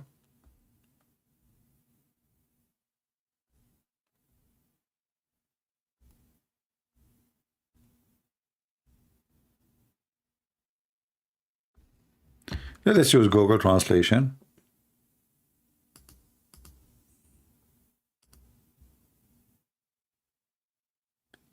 So those who they are saying maybe he is not telling the truth, as you see, this is a very Islamic website, Islamic library. This is the name of the book, Ad-Durar al-Manthur, Al-Imam al-Suyuti, and this is his full name. Volume number 9, page number 671. For sure, when you scroll down, the pages are changing, you know, because this is just like, as you see here, it says page number 672. Just take a note. So this is the internet. Remember, this is not a book like we flip pages. You just scroll down and then you go to different pages. So here you see Muhammad is describing how Allah, he created the mankind and the genie, and how he you know, he divided them. He divided them by percentage, like what the percentage of genie compared to angels, etc. You know. And then he continued down, and they start talking about Gog and Magog. And Gog and Magog, they are people, you know, they are, here it says, Gog and Magog are more than humans twice, which means in number, here it says. It doesn't say really, it doesn't mean really like more than a human. It's just about percentage, how Gog and Magog. Let us go down here, hold on. Yeah. So according to this statement here, in page number 672, where you see it in the, if you go here, you will see 672. If you're opening the page from your side, you go down a little bit, you will see that according to this story here, Gog and Magog are twice more than us. So if we are now 8 billion human being, Gog and Magog, they are 16, sorry. We know I'm stuck with the 7 billions. So we are 16, they are 16 billion. Yet we cannot see one of them.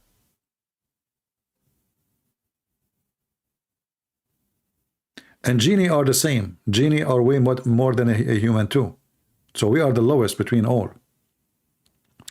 And then Gog and Magog, the origin of them is 2 men. One of them is Gog, and the other one is Magog. All right? There are 2 men. Here we go. It says here. And that Gog and Magog are 2 men. Their name is Gog and Magog. And then their children, they become the people of Gog and the people of Magog. Simple. A beach. And then they continue here talking about Gog and Magog. I mean, the stories go really wild with the imagination. Let us see.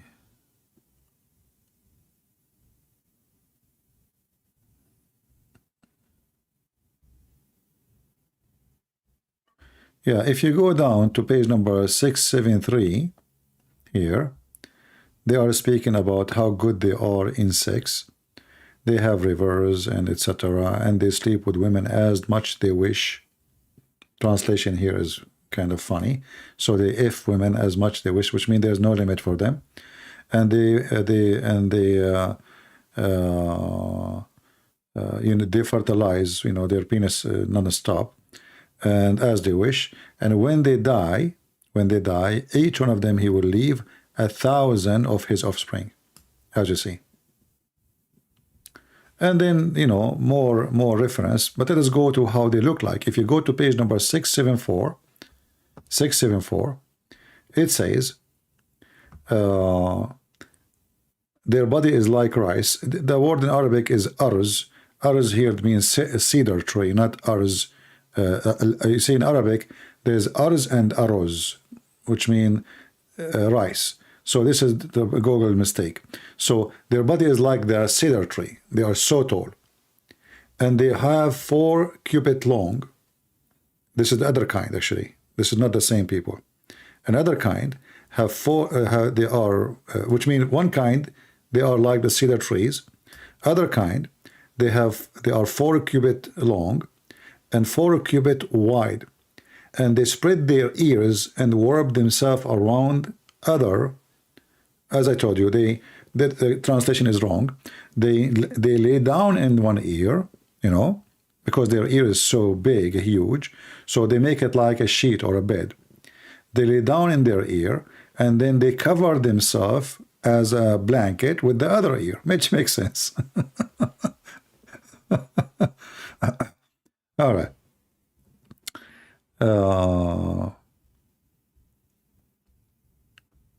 Here they are saying they eat something about their women. I did not really get it what they meant by masha'im or nisa'ihim. I'm not sure really what they meant. So they eat something of their women. I don't know what that word meant by that in Arabic. They eat something of their women. I don't know. They're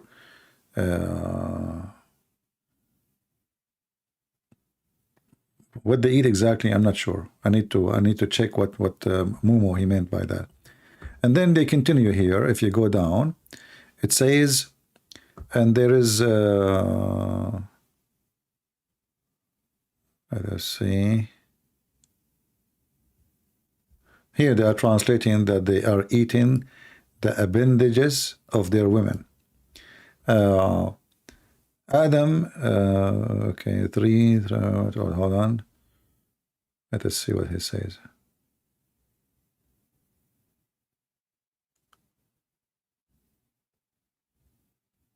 Yeah, here they are talking about the percentages. Continue more. Gog and Magog, they are 22 tribes. And here you see the name of the Turkish will appear. Gog and Magog, they are 22 tribes.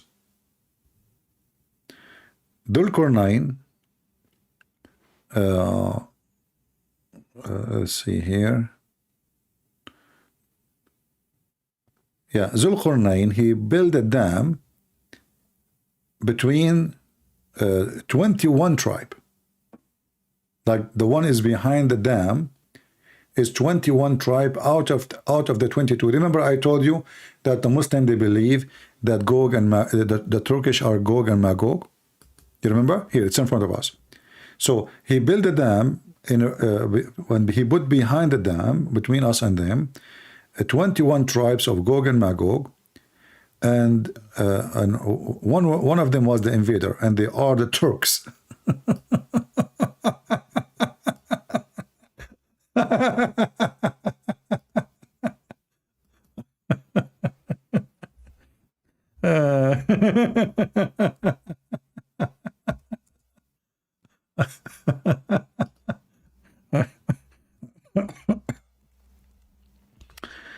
let me take a look at Erdogan. I think he looked like Gog and Magog.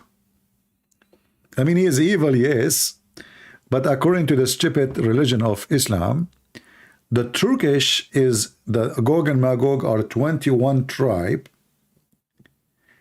22 tribe, 21 of them is behind the dam, and one of them left, like they were maybe in vacation when Zulqarnain, he built the dam, and those are the Turkish. If I am the one who's saying that, you will say he's making things up, but as you see, I gave you the reference, I gave you the Muslim website, I gave you one of their biggest scholars. This is As-Suyuti. This is not a joke. This is not a joke. And this guy As-Suyuti is not getting it from his pocket too. He is getting it from the biggest scholars, So those are the big deal books. And look, Gog and Magog, here we go. Look, Turkey, Gog and Magog, evil. They keep attacking their neighbors. So the Muslim, they look at the Turkish and they say, oh, those people, they invade everybody.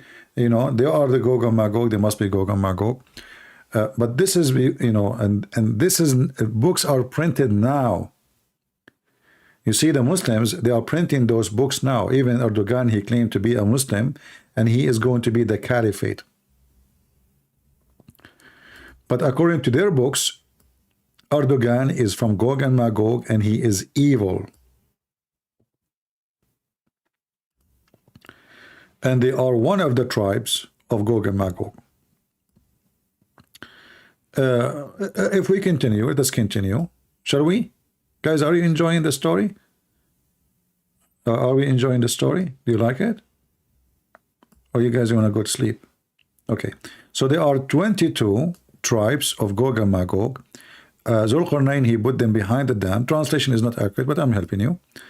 And one of them was an invader with the other Turk. All right? And here you see the reference. Everything we are showing you is in front of you. And then he says, Ali ibn Abi Talib, this is the cousin of Muhammad, who became a caliphate, was asked about the Turk. He said, they are car with no origin. What the heck is that? Hold on. Translation here is funny. Google translation, what you expect. Yeah, you see a translation here, it says car. It's in Arabic, it means sayyara, which means they don't, they are like gypsy, they don't stay in one place. So they are gypsy, they keep moving from place to place. That's why it says here car. And they have no origin. In Arabic, if you say to somebody, you have no origin, that's the biggest insult ever. This is a big insult. You say to him, ليس له أصل. This is a big insult. In Arabic, it says, ليس لهم أصل فهم سيارة ليس لهم أصل هم من يأجوج ومأجوج ولكنهم خرجوا يغيرون على الناس. So they are from Gog and Magog, and they went out from the other tribes so they can invade others. And then when Zulqarnain he came and he built a dam, they could not come back to their other tribes to join them. All right. So when they went out for a ride, as you see here, so Zulqarnain, he built a dam, and when he built the dam, there was only 21 tribe out of 22 in that side. So there's one tribe only left, was Erdogan people, and that's why they are out. When they tried to come back, they could not get in because already Zulqarnain, he built a dam between them and their other people. You see it? Here it says corrupted. This is false translation. It says, fasad, fasad bainahum, which means he made a dam between them. So the translation coming as corrupt. Each time you see the word corrupt here in this page, it is the word the dam, like the dam separate between them. So so the dam separate between them and their people, so they could not go back to their land. And each time you see the word car, it's mean like to travel or to go, to move, So they went moving in the land because simply now They cannot go back to their family. That's it. Zulqarnain, he built a dam. Damn you, says Zulqarnain.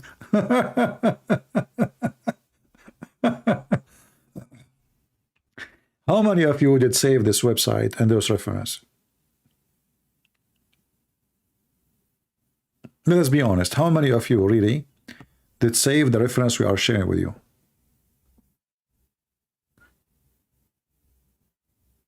You see, I'm spending my time with you. Sitting on a chair, doing all this work. My back hurt, my knee will hurt, sitting for many hours. I can't go and bring some tea, coffee for myself for one reason, so you can learn and you can educate yourself. Even though you do not speak the language, doesn't matter really. Still, we are giving you the reference.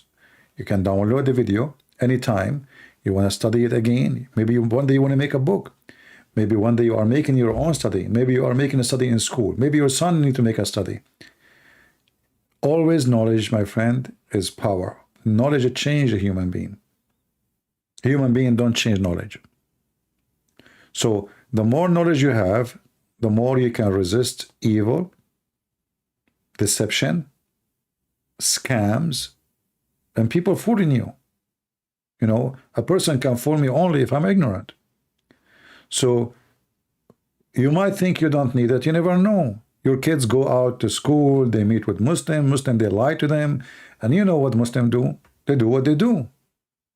They are professional in lying to your kids. And then your son or your daughter come back home, says, hey, father, I want to become a Muslim. The same as what happened in the other day, if you remember, a Muslim, a Christian guy, he brought me his daughter, she is speaking online for with a bunch of kids. They are older than her, not kids, way older than her, in Pakistan. And they convince her that Islam is a great religion. And this girl, obviously, she have an issue in her brain, She cannot sit in the chair. He opened the camera because I can't see them. She cannot sit in the chair. She don't want to listen. She don't care. And, so it was a very hard time for me, really, to bring her back to her mind, because for her, it's just fun, And then they ask a Afghani family to come to their house, and they invite the girl to go to their house, and she eat there. They want her to sleep there, and they have their son. So, they try to steal your daughter from you, your son from you. And that will happen only when the family and the parents are a bunch of ignorant. If you take care of your kids, if you speak to them, they are talking to who? Speaking to who? Who's speaking to them? This is why those apps in the phones are very dangerous. Especially if the one who people talking to is ignorant, a teenage. You don't know what your kids do with the phone. You don't know who is talking to them. You do not know what they are going to go through.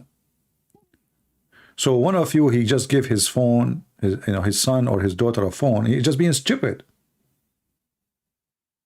First time I have a cell phone, I was in the age of 30.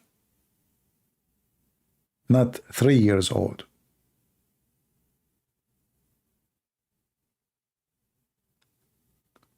Why a kid, he need a phone? And if you need to give him a phone to call you for emergency, you can lock it, you can make it, he cannot download anything. Those apps, TikTok, etc., this is garbage. Even YouTube is dangerous. If I go right now and search in YouTube, you will find 6 movies. Just type, search.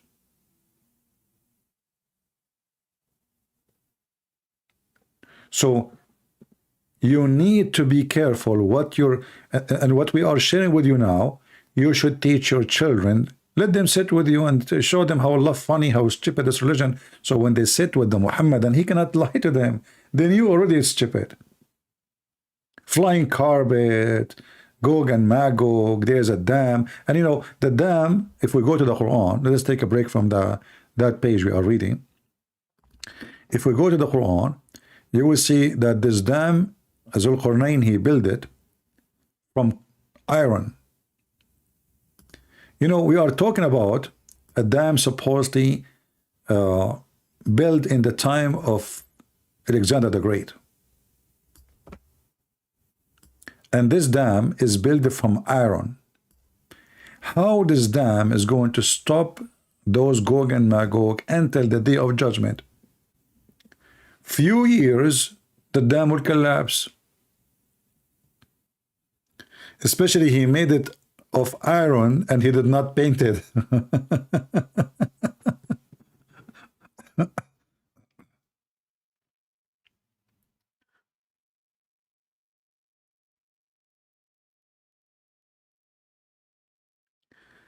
You can share my videos, my friend, without showing your name, without etc. If you are in a person where it's sensitive, you can do it. Yeah, you know, you don't need to. It's internet. You can use any name you wish. So here it says, give me pieces, blocks of iron. And then he had filled it up at the gap between the two mountains. So there is two mountains, and the two mountains now we block them, or they block the space between them by pieces of iron. So blocks of iron. How many years the iron will survive? And you know the story not only stupid. I mean, if I build let us find the picture so we can just, you know, describe it as it is. As you see in the Quran, everything we are showing you is from their books. So chapter 18, verse number 96. Obviously, there's two mountains.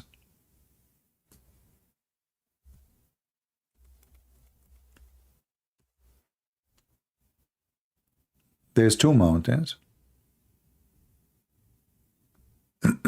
Let us find something.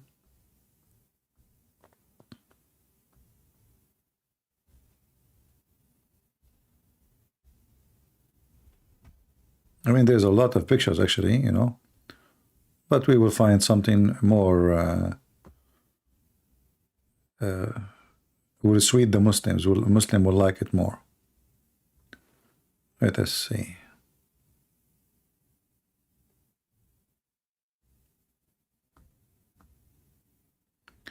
All right, we found something.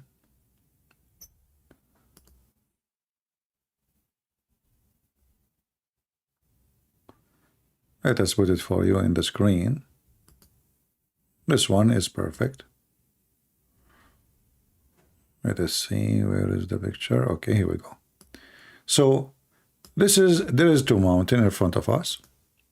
All right, in the desert, wherever Zulqarnain he was.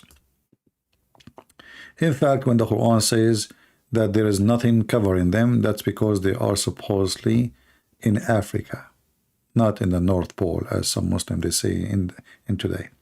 So we have two mountains, and now I'm going to fill them up with some iron blocks. Let us do that.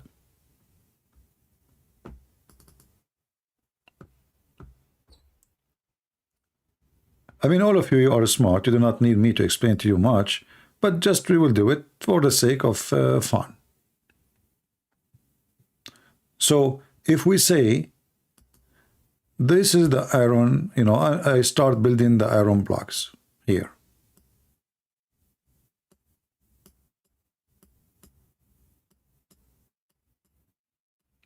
And now the wall is being built.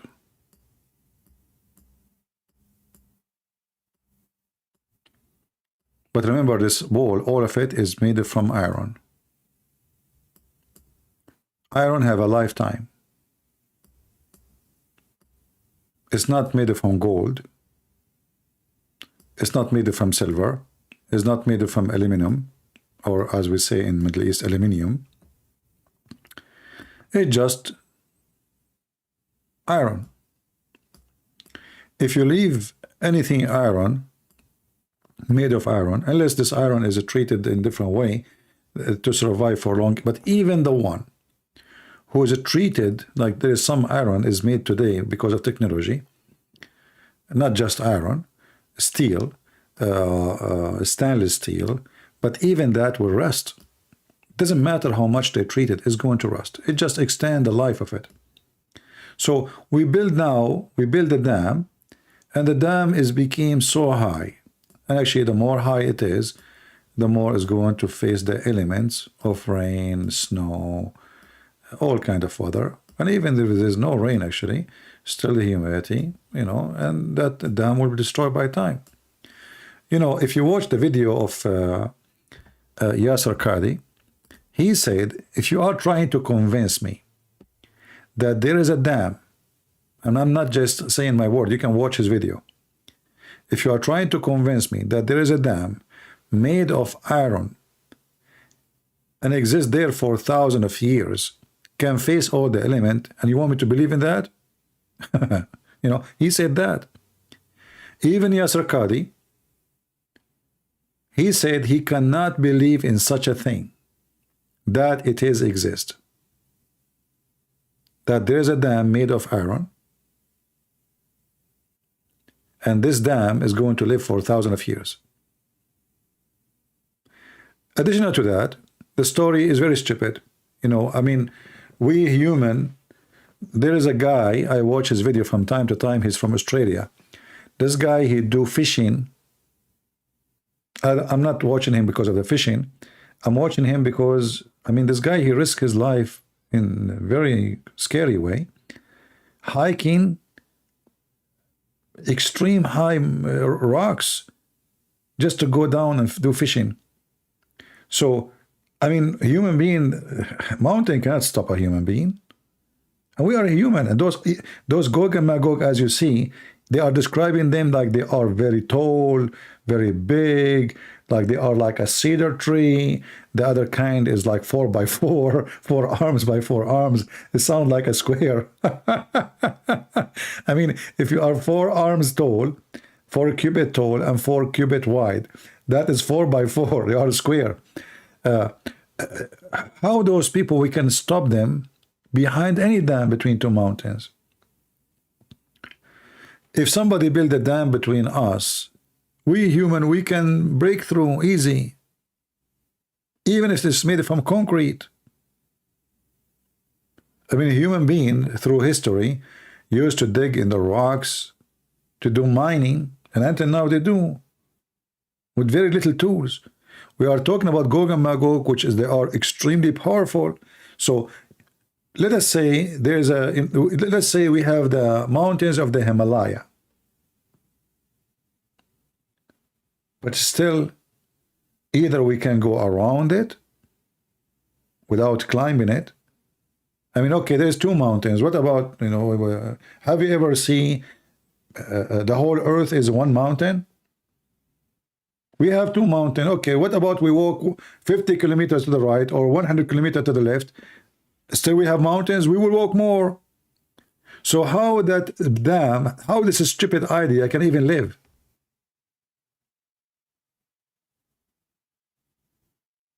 Do you understand what I'm saying? How somebody have a brain can accept such an idea? Okay, we have a dam and we have 2 mountains, but just walk around it.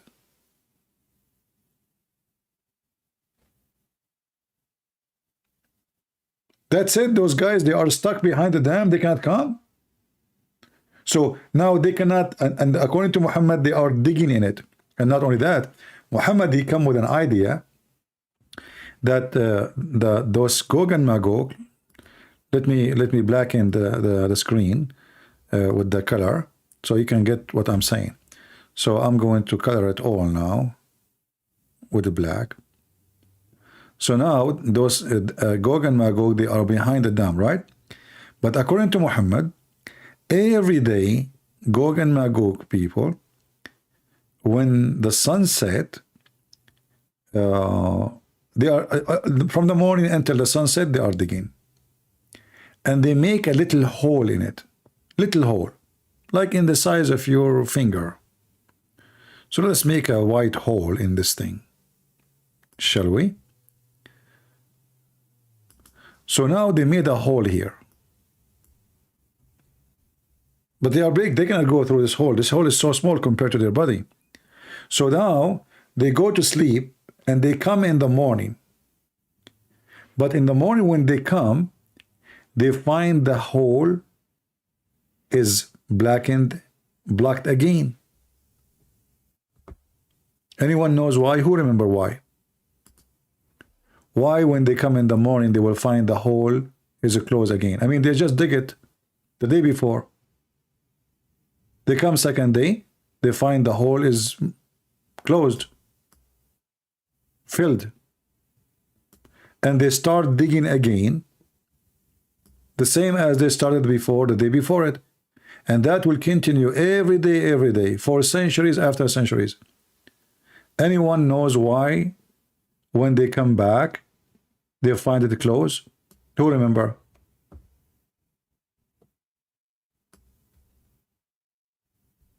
Who of you remember? Because, thank you, BB. BB, you know what? I'm going to make an admin. Because already you did give me answers many times. Here we go. I will make this guy. I don't even know him. But I remember last time, twice already, he gave the correct answer. So BB, you become an admin. Each time they go, they forgot to say inshallah. So Allah block it.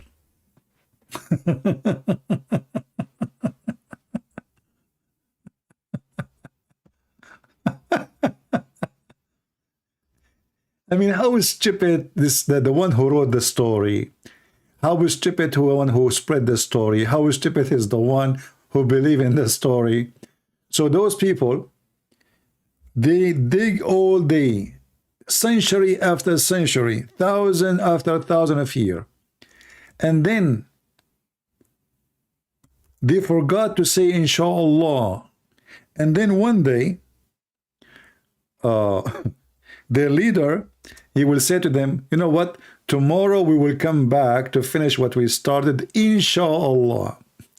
And then when they say that, the day of after that, they come in the morning, they find that the hole is not closed.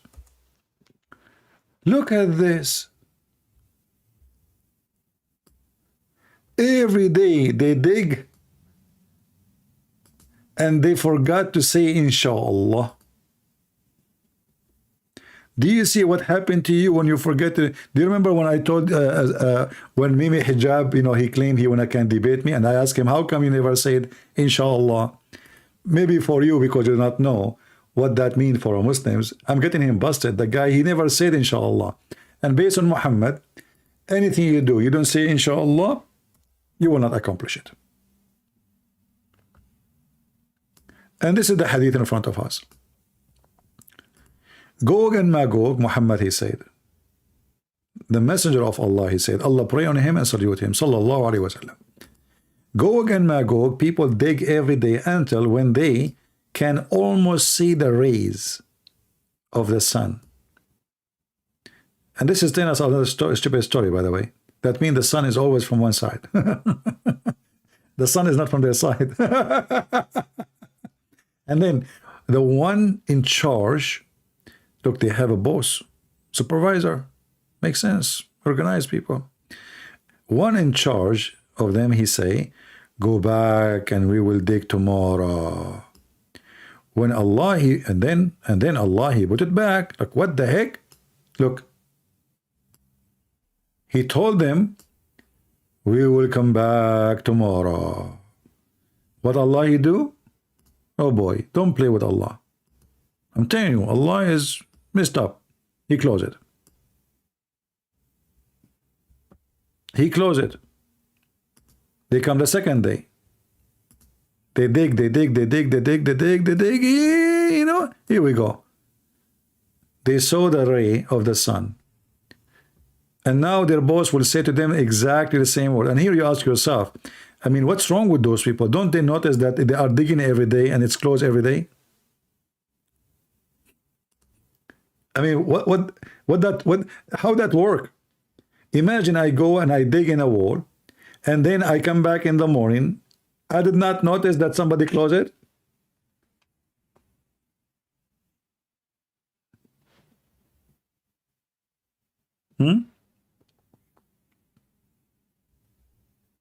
You know, Safiya Mufti, she is talking about what is, look, just to show you how the Muslims, you know, the Muslim, all the drama we are showing them in the screen, The Muslim, they have their own drama. So Sadia Mufti is worried. Look, Muslims, they are intellectual. Muslims, they are intellectual. I mean, for sure, who is smart in this world beside Muslims? Nobody. They are the smartest people in the world. So look what Sadia Mufti says. The one who are saying believe in Jesus just mentioned how both versions, Old and New Testament, were false. So how much intellectual consistency? My friend, the consistency is where GOG and MAGOG, they are behind the dam. I mean, come on, here the consistency. Like, so we have where the sun set in murky water. We have the sperm coming from the backbone of the man. We have the women have a sperm coming from her ribs. We have ice coming from mountains in heaven. Here is consistency, you know. And a woman, Muslim woman, she is talking about what? And the stupid you, don't you know that your stupid Quran agree with both the Old Testament and the New Testament? Let me get you busted. You're a potato like your prophet. Here we go. Isn't it this? Let me take a screenshot of my painting, because we will go back to GOG and MAGOG and enjoy the rest of the story, man. Okay. Let us go to your stupid Quran. And let us move. This is drawing from on the screen. This is your stupid Quran, confirming the book is with us. And the stupid you, Muhammadan, you keep attacking the Bible. So who is the stupid of you? You, your prophet, or your God? Huh? I want to know, who of you is the fraud? This is the Quran, chapter 2, verse number 89. It says, and when they come to them, the Jews, a book from the Quran, from Allah, confirming what is with them. You see, one of the funny things about the Muhammadan, they are deaf when they want, but they can hear the fart even if it is the fart of Satan. By the way, the only people in the world who can hear the fart of Satan is the Muslims. And the only one who Shaitan fart when they pray is Muslims. Shaitan don't fart when the Buddhists they pray, Hindus, Christians, Jews, nobody. Only when Muslims they pray, Shaitan, he gave them the respect they deserve. The Prophet, he said, when a Muslim, he called for a prayer, Shaitan fart. And you know what? I have a full understanding why he's doing that. Because those people, they have a brain of farting. I mean, look who's talking about. I mean, we are showing them stupid stories, fiction stories, flying carpet, Ring of Solomon, Solomon penis, Shaitan sleeping with the wives of Solomon. The wife of Solomon, she killed Shaitan by her high heels. I mean, have you ever heard of a woman, she killed Shaitan by high heels? Oh, sorry, the king, he is no, he's a king, sorry, not Shaitan, but he is an evil person. And she is a daughter, half genie, half a human. You know, I'm going to look for a woman like that. If there is any woman of you is half genie, half a human, please contact me. So I can be protected. You know, she can kill anyone with her high heels. I mean, we have to think about it carefully. If you know, we have to be honest here, by the way. I mean, think about it.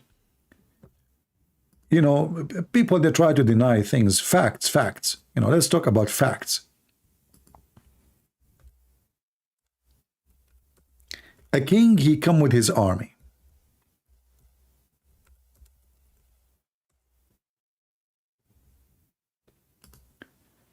This woman, she is half a human, half genie. She told the king, who is very evil, he liked to sleep with the wives of his ministers. Huh, you are bringing all this army with you. Are you afraid of a woman? The guy, he said, oh no, this is not true. I'm not afraid of a woman. What are you talking about? And when this man, poor man, I mean, why you do that? Why, you stupid idiot? You go inside the house alone without your army and the women wearing high heels. So his army, they check if there's any weapon, they check if there is any risk, any danger. They saw nothing. But my friend, women, are you kidding me? Did you see the high heels, how sharp they are? Are you stupid? So the king get in. The women, not only she killed him with high heels, she cut his head by the high heels. I mean, I want to know, those high heels are made of what?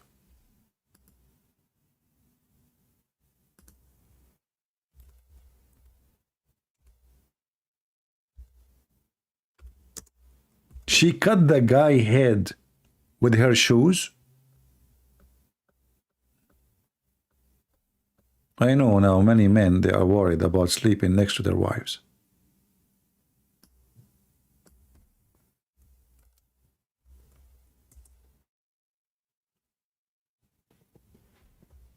She can kill you. You are at risk.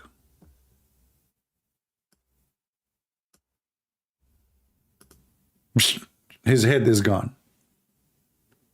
I'm telling you, this is why the best thing to do is to be single these days. I mean, those women, they are like sharp nails, sharp shoes. I mean, everything about them sharp. And men, they are stupid these days. You know, the woman, she come to him, she says, you know, she said 2 words for him. He's okay, women, you know, do you know what you are doing? You are destroying your future. That's it. You have no idea what you did to yourself. Unbelievable.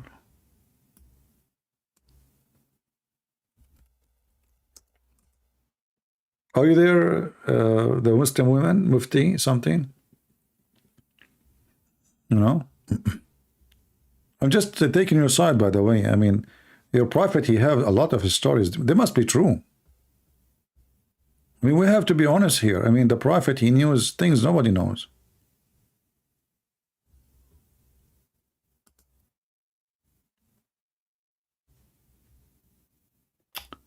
I don't know. I mean, why you open this topic now? I'm scared to continue now.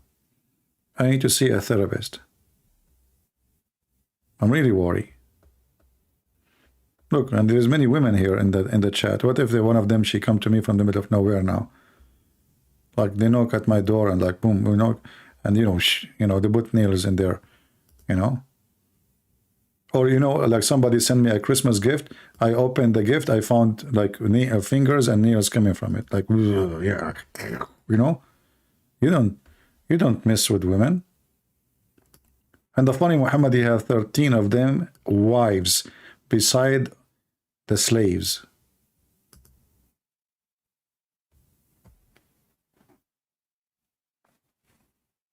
And then you go to, like, you walk in the front of a saloon, you will see women putting their hands on the table, and the other girl, she is sharpening it with the sharp, you know, this like the knife. The same one they use for the knife, by the way, they use it for the nails, I'm telling you. So they have high heels, and if you don't believe me, call me and I will show you the story. I will make you read the story about how she killed the guy with her shoes. She cut his head. You cannot trust women. Even if they say to you, you have no weapon. You know, they have no idea what they can do. Scary, scary women, scary. Especially if she is half genie, half a human. I mean, full of human, they would drive you crazy. What about half genie, half a human?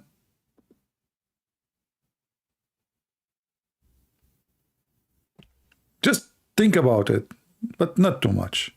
Because if you think about it too much, you will leave Islam. Don't do that, brother. Don't you want to go to heaven and the virgin's waiting for you and they are see-through? Don't you want to go to the heaven and women, they jump over you and they want to eat you alive? And each time you have orgasm is going to be 70 years orgasm. I mean, can you imagine this guy is stuck with numbers? 70 years, 70s, 40, 70 years, or if the orgasm alone is 70 years, the sex is how long?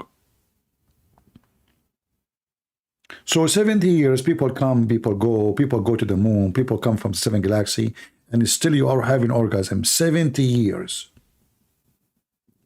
And by the way, if 70 years for just for the orgasm, and you have 72 women at least, when the turn for the women who you just have sex with her will come back?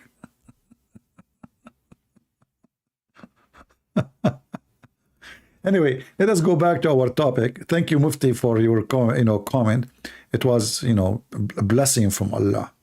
I think Allah is using your brain to defeat us. Smash Allah, you are the best. Forget about the rest. But take my advice, don't get married. Unless you marry Abdul, you will be suitable to both each other. You believe in the flying carpet? You believe that Shaitan, he wrapped himself around the penis of your husband? If you don't say a prayer, imagine now you are going to have sex, the wife, she have no panty, and now the Abdul, Bismillahirrahmanirrahim, A'udhu billahi min as-saytanir lazim, A'udhu billahi, A'udhu billahi, and by the time you finish, the woman, she sleeps, snoring. Now you want to pray to Allah. Otherwise, Shaitan will wrap himself around your penis, and he will be doing your wife with you, and then the baby will be his. Be honest with me, Muslims. Actually, this story reminds me of something stupid happened. A Muslim guy, he kept coming to a Christian chat room. They are Egyptian.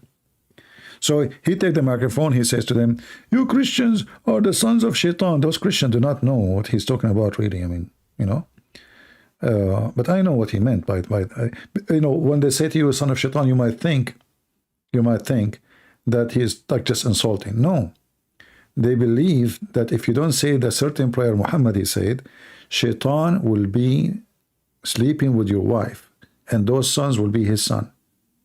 Because you're a Christian, you are not praying like a Muslim. And you have to say certain prayer, which means not only the normal prayer you pray, no, you have to say certain prayer, before you have sex. Otherwise, Shaitan will be wrapping himself around your penis, and he will be doing the wife with you. Excuse my language.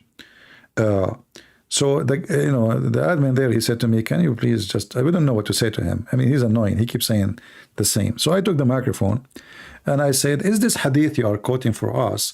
This is the hadith, right? You are quoting the hadith where the Prophet said that if one of you who don't pray, Shaitan will share with him his wife, and the children will be his children. He said, yes, this is the hadith, and this is why you Christians are sons of Shaitan. I said, are you sure that this hadith is very authentic? He said, yes, I'm sure it is authentic.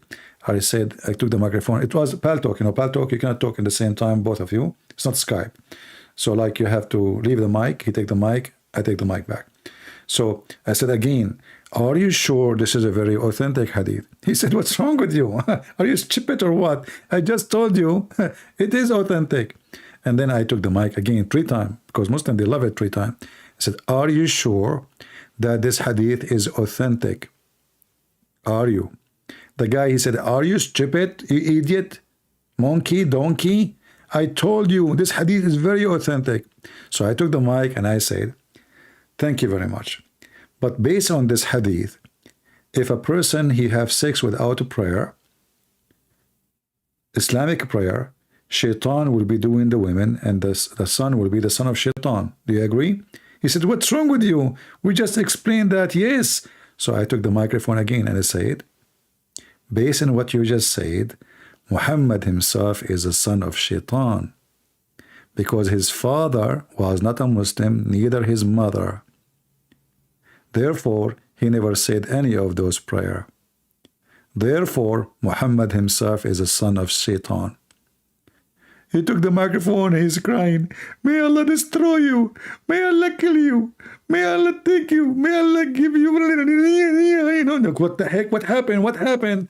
I mean, he was calling us sons of Shaitan, and he insists, and I asked him, is the hadith is accurate? And he said yes, and he called me names. Are you stupid? How many times I have to repeat?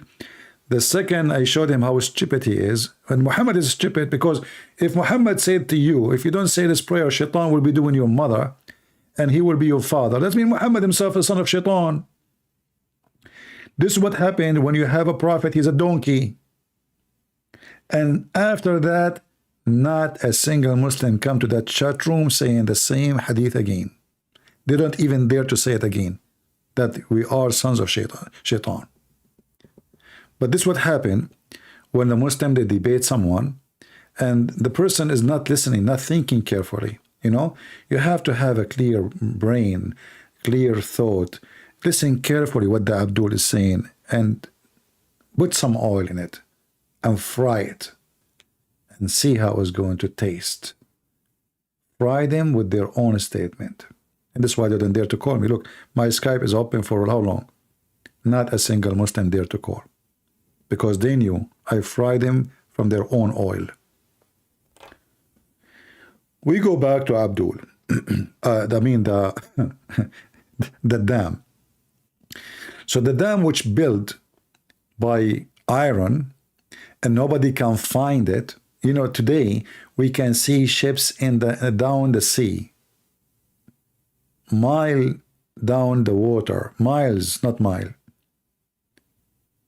Today we have submarine going down. Today we have satellite. They have a map for every single inch in this earth. We cannot find the dam, which Muslim cannot say it's buried, because if it's buried, that's mean GOG and MAGOG, they can go pass over it. And as you see the hadith, Muhammad, he says, each time those people, they try to open it, which means to open the hole in the dam. Where is the hadith?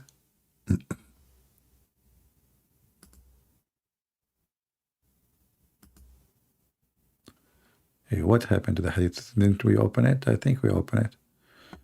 Okay, hold on. Let us see.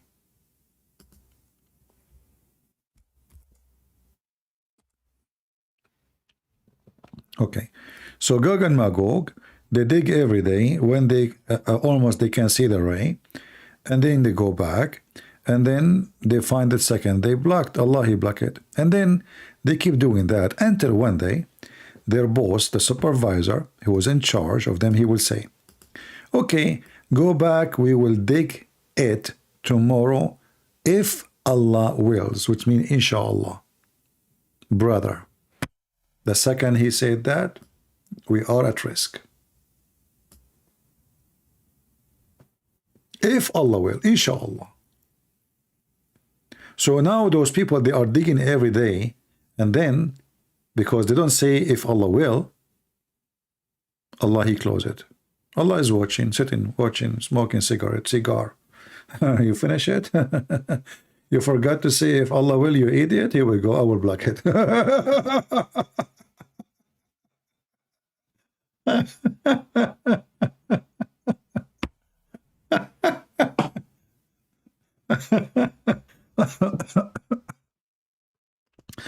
You know what Allah remind me of?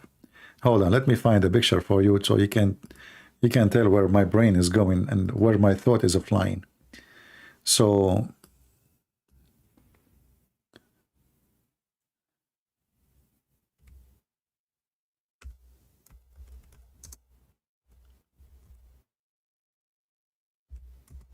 you know the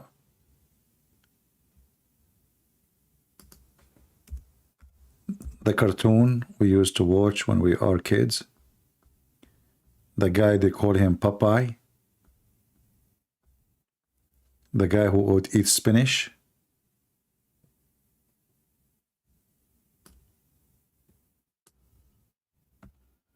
You know what I'm talking about? Who remember Popeye? The guy who eats spinach. And I remember, you know, I told my mom, make more spinach, make more spinach. Come on, are you making spinach tomorrow? You know, yeah, we want to eat spinach because Popeye, we want to be having muscles, and they appear suddenly. You know, like you eat it, and then the muscles, they will come right away. However, I am not interested now in the muscles of Popeye. I am interested in his cigar because he sounds like Allah.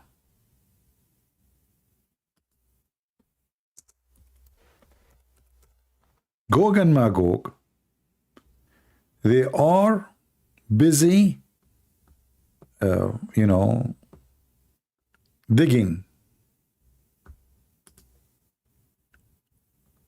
And Popeye is watching with one eye. He make them wait. Okay, continue, continue. Keep digging, keep digging. Yeah, you are almost there. Let me finish this smoke. Okay. And then those Gog and Magog, they see the ray of the sun, and now they come back tomorrow, or the day after they will come back. Allah, okay, Popeye.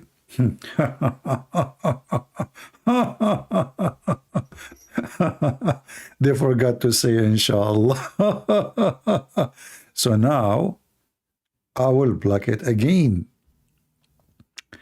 And Allah, he eat his Spanish and he finish it, block it. It took them the whole day to open it, little hole.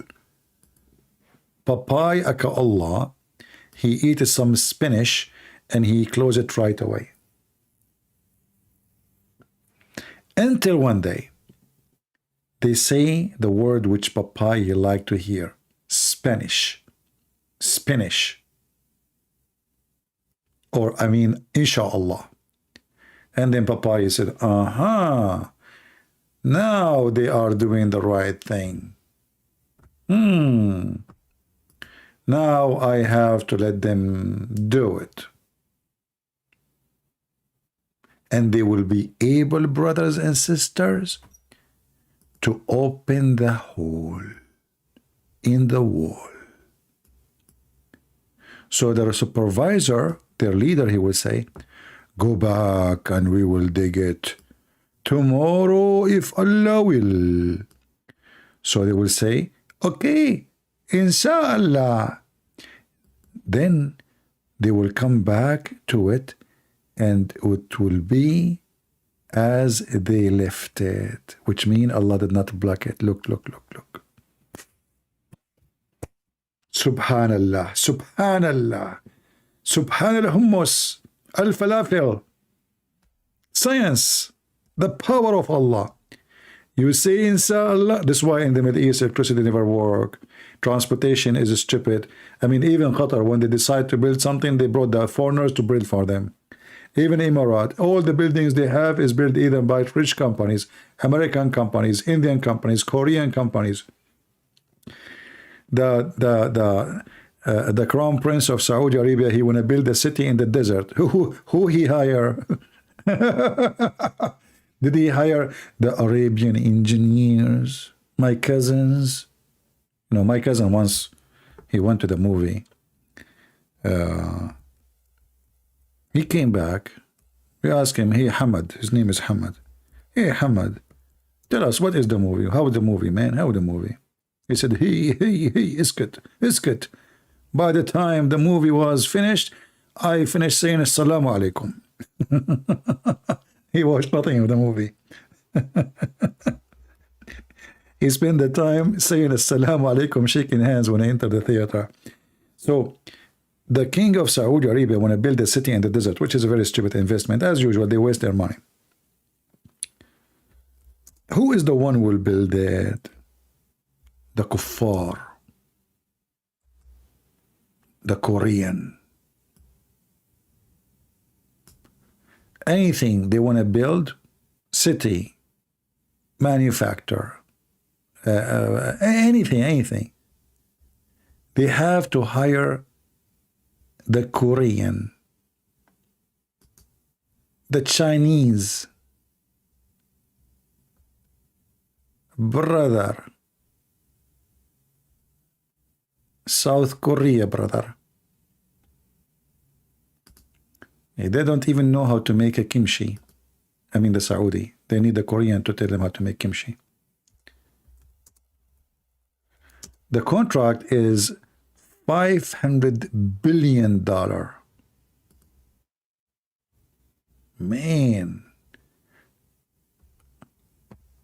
look, hydrogen, the Saudi now, they are proud they have a hydrogen planet. But who is the one who built it? The Korean, brother. They want to build a city in the desert. Who is the one who built it? The Korean, brother.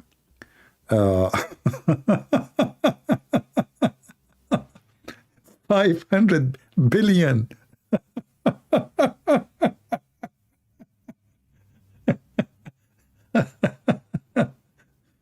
And you know, after they finish, trust me, they will say in the advertising, they will say, Saudi Arabia, the country of advance and technology. We said we will build it, and we did. But the truth is, not even 1 inch is done by them. Not even one. But anyway, later they will say they did it. This guy that would come is an idiot. I made a video about him. He went crying, and he, you know, because he was talking about reaction for the Quran science. How I know? I don't speak even good English. Suddenly, he don't speak good English.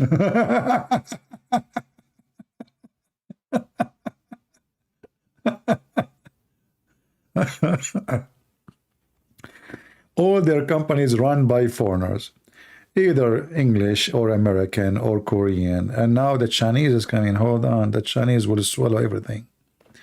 The best one who know how to deal with those people is the Chinese. Will suck their money. Just wait. Yeah. Yeah, and you will see how many videos, even American, they made videos. The Saudi are building a city in the desert, my friend. All their cities in the desert.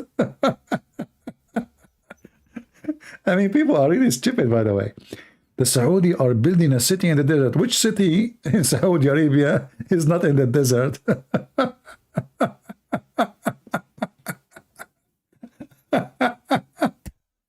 And you know, sometimes I think maybe you will not enjoy my company, because if you sit next to me, I'm watching the news, you will die laughing. Anything they say, people they say, I find it so stupid. Even they are not Muslim, by the way. Like, the Saudi are building a city in the city. You stupid idiot. All the cities of Saudi Arabia itself is a desert. You donkey. What do you mean? What is the big deal?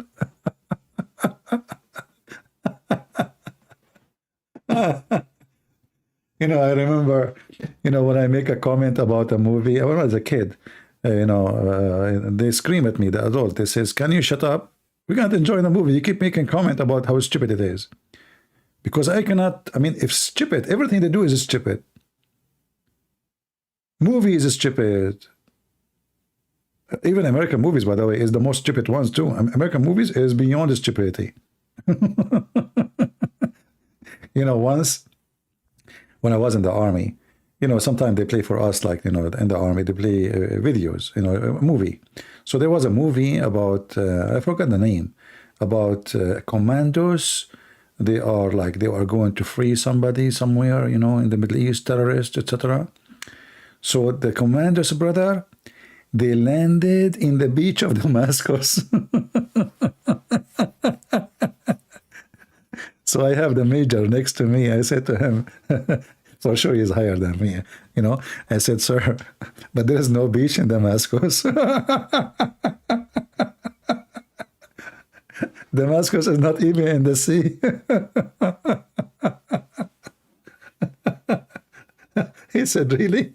I said, yeah, look in the map. What are you talking about? You know, they are far away from the sea. I mean, guys, the commandos, they landed in their boat. The American can do things like the Mohammedan. They landed their boat in the beach, brother, and they went to the palace of the president, and they freed the prisoners. It just went like 500 meters. Damascus. Like, what the heck?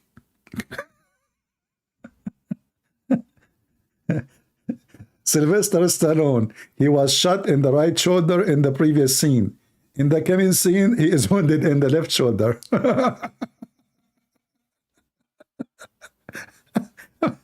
Do people have nobody care? Nobody notice, by the way. I mean, just let it go, man. It's just a stupid movie. They will bring you a guy, he just have some money, and he became a director, and he is obviously a sex offender like all of them. And, you know, they spend their money, bring actors, make a movie, and that's it. People, and Sylvester Stallone, he never have an empty gun, man. I mean, the guy, you go inside the fire, he is not, even his hair is not burned.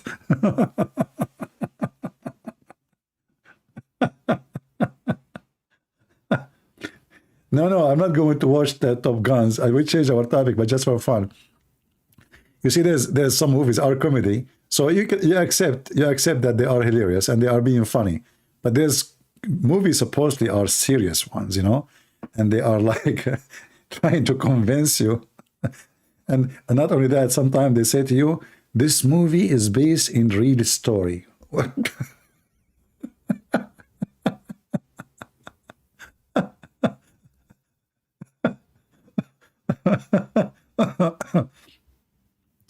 And this is why we find ourselves always ending with Muhammad.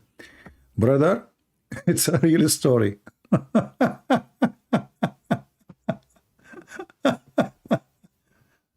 I mean, come on. Yeah, so, you know, in this earth, sometimes it's not good to be serious because you will be tortured. Honestly, you will feel the pain of every second in your life. The whole world is stupid. I mean, you open your TV, it's just a stupid things. You know, like interview today. Okay, we have our, you know, this is Al Arabiya TV. We have our journalist from Ukraine. What's happening in Ukraine right now? Can you update us? In Ukraine right now, as you see, there's a cloud behind me. It's cold, and the Russians are shelling, and you know, the Ukrainians are in defending. And thank you very much. Back to you.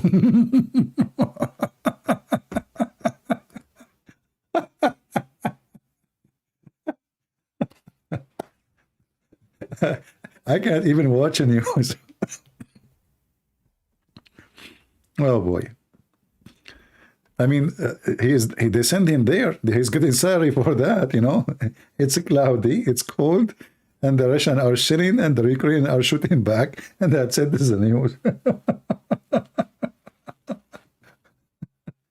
I want to open a TV station. What a fun to be a journalist. Yeah. Or, you know, American journalist is even the worst. You know, like there is a storm, and now the guy, like he's talking about the weather. So he opened his jacket, and like he want to convince you there's a lot of wind. Okay, do you hear me now? I can't hear you because the wind is so strong. But you know, there's no way. The wind is so strong and the microphone is so clear. Even the best microphone in the world, it doesn't matter how good it is. So I cannot hear you. Do you hear me? Okay, okay. And as you see, the water is to my knee. So he look in the whole area, the whole country, you know. They look where the water is a little bit deep, and he stand there. And you see, there is a flooding everywhere, and etc. This is exactly about scam. You know, Muhammad is a scam, media is a scam, and news is a scam. They want people to. It's the whole point is how to attract the viewers. So you fabricate news. People like exciting news, not boring. So you have to make news.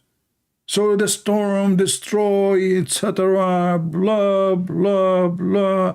You know, and the one who lived in the town, he knew that none of this is true. All of this is garbage. It's not true. But they have to make news. They have to create exciting news. Like if you go right now and type the word bombshell, Trump, bombshell, Hillary Clinton, bombshell, Obama. It's, my friend, YouTube is full of bombs. And when you hear the title, you think those people, they are gone in history. That's it. They're flying. They are dead. They are arrested, and nothing is happening. So the whole idea is how to attract people, to make them, you know, just driven with their excitement, you know, the cattle excitement. I saw a video let us change the topic just to take a break from Muhammad and his stupidity. There is a group of people, they were doing a sport. I think it was Argentina. And they are running like maybe 20 of them, but they are like lining up because it's a walkway. So there's a coffee shops in the street. So they saw first one running, second one running, third one running, 5, 6, 7. And people, they thought there is something happening. So they start running too.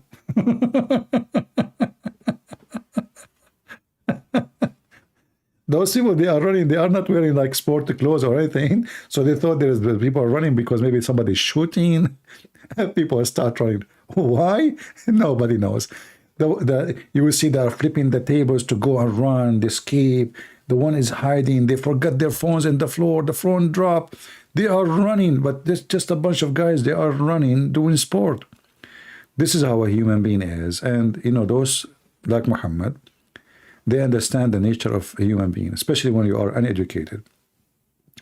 And those stories in a certain time, they were the most point of attraction, like fairy tale stories, flying carpet, you know, and people believe. Until now, there's people believe in this. I mean, we are in the year 2022, all right?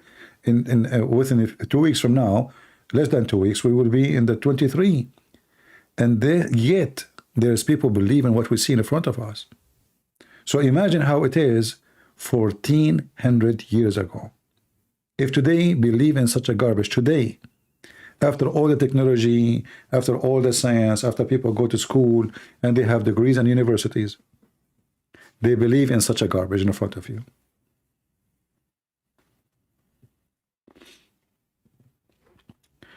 Human being, I am, as you know, I'm not an atheist. I don't believe a human being is the same as any animal. But somehow I see a human being is more stupid than animals. You cannot convince an animal with this story. Trust me, if you bring a rooster, from now until the coming century, he will not accept it. A human being, he will. And the reason for that, because a human being, you can manipulate his brain. You can even manipulate his sense, you know, his conscious. You can. And if somebody is so smart and the rest are so stupid around him, this person, he is in full control. And this is what they do in all over in the world, in the media and the news, etc. Like, you know, when the Democrat, they want people not to vote for Trump. So Trump is racist, he hates black people, he is KKK, he is bigot, he is blah, blah, blah, blah, blah, blah. Same way, the Republican, they start making things, sometimes true, sometimes false about the Democrat. It's just a propaganda. And you as a citizen in any country, if you are not educated, you believe what they say to you on TV. You will notice, as an example, Erdogan, each time there's election, he want to go in war with Greece. Only in the election time. Before the election time, he starts threatening, he want to throw a rocket, or you know, you cannot play with us, we are Turkey. Suddenly he's so proud. Why? It's election time. So he want to get more support. He knew the stupid people are, they will support him when he say those things. Oh, the enemy is coming, you know. You have to scare them so they can run behind you. And the whole world is like this. But remember, those liars who keep saying, you know the story of the wolf, like there's a shepherd, he is just a joker. So first time he shouted, he says, wolves are coming, wolves are coming. The village came to help him. They found that he is just a joker. There's nothing. Second time he did it, the same. Again, the story have to go 3 times. Third time, a real wolf come. And he shout from all his heart. And nobody came to help. So there is a limit of how much you can abuse the stupidity of people. And there's always somebody, he might be smart between them, he will get you busted. So you have to be ready for that. Which means you will be busted anyway. But it might take some time. It might be so fast. but you will be busted. The second you are a fraud, somebody is going to get you busted. Doesn't matter how rich you get, how big you go, how powerful you are, you will be busted. Do we have any question? And as you see, those stories Muhammad, he come with them. They are very funny, very stupid, and yeah. Look at the story in front of us, So here they dig, and then what they say, inshallah, and then they will come back, and then because they say inshallah, the secret word, the password, the hole will stay, and then the hole will get bigger and bigger, and then they will be able to go through, and then they will come, and they will drink all the water.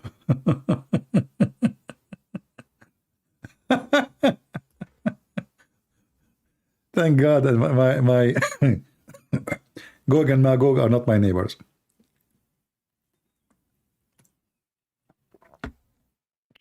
Somebody is saying, did you watch Throne Birds? No, I did not. But from the title you are saying, I can show you Throne Birds in the Quran. Actually, here in front of us it says that Allah will send the birds. They look like a camel, and they will hold GOG and MAGOG from their neck and take them to the sky and drop them. Muhammad, yeah, like if you go in the other hadith, if you remember, where it says, I'm trying to find the hadith. Here we go. If you read here, it says, after Jesus came, the companion would supplicate to Allah, and he would send them insect which would attack their necks.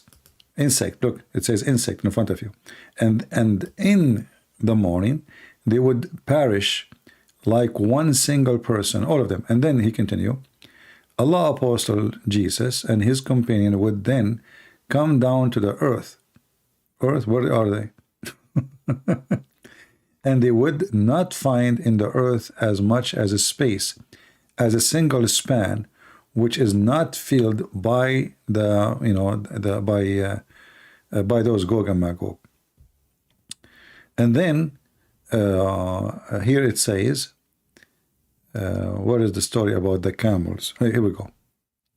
Okay, and then Allah will send birds whose neck would be like those of the Bactrian camels, and they would carry them and throw them where God would will. Do you see it? So you are telling me about a movie, maybe. It's called the Throne Birds. Here we go. It's in front of you. And this is the link if you like to have reference. It's a pure, stupid fiction stories of a person making things up. And those Muslims, they write it, they believe it, they carry it, they print it, they teach it, and they are waiting for it to happen. And this is why I say human being is very stupid. I believe is the most stupid creature, not the most smart. He is the most smart to go to the moon, in science, etc., but still believe in this garbage. Like we are not talking about something spiritual. We are talking about, look at this. What the heck is this?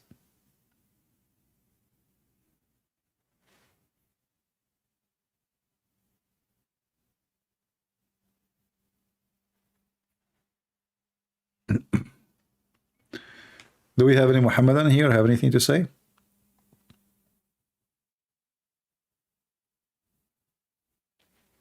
I gave you the link. You can open it. You can save it in your reference if you like. Later you want to show people, so you can show them how stupid Islam is. Yeah. Like Saudi Arabia is desperate to buy a Patriot, and they paid a lot of money. Even Saddam Hussein, he threatened to shoot missiles at the Kaaba. But the Quran says in the chapter about the birds, the elephant chapter, that in that chapter there's a guy who is a Christian. He came with an army from Ethiopia, he decided to destroy the Kaaba because he didn't want to build a church, according to the story. So Allah, he sent an army of birds. This guy, he came with his army and he have elephants with him. But Allah, he sent an army of birds. They carry rocks in their mouth and their feet, and they throw it at the Christian army, and they smash the elephants and they destroy the Christian army. This is chapter 105, verse number 1, 2, 3, 4, 5. Very short, as you see. But imagine, I mean, who in the world want to believe in such a story? And if this is true, the Kaaba was destroyed many times, many times, burned to the ground. Al-Qurmuti, not only he destroyed the Kaaba, he took the black stone, he put it under his foot after he killed more than 10,000 Muslims. He put his foot on the black stone and he was screaming around the Kaaba, saying, "Hey Allah, where is your birds?" And at that time, actually, most of Muslims left Islam.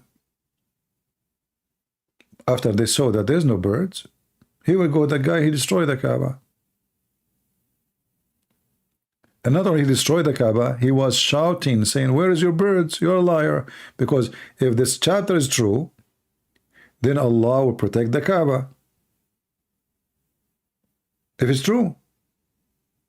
Especially in the time where this story happened, in the chapter in front of us, the Kaaba was under the control of the pagans, supposedly. So why Allah protect the Kaaba when the one who was praying around it is the pagan, have a 360 something idols, but Allah don't protect the Kaaba when the one praying around it, Muslims, and the guy, he destroyed the Kaaba? Just search for Al-Qurmuti destroying the Kaaba. There's tons of videos about it in YouTube. Maybe next time, just remind me, I go live, I will show you.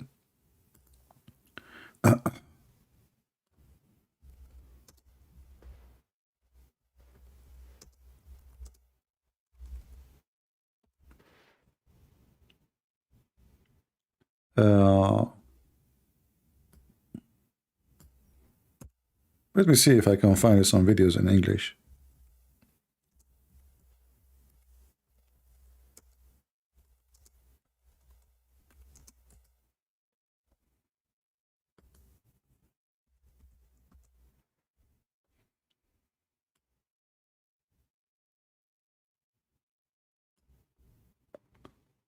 Let's see. There we go. I just find you two, Abdul, talking about the Qaramita.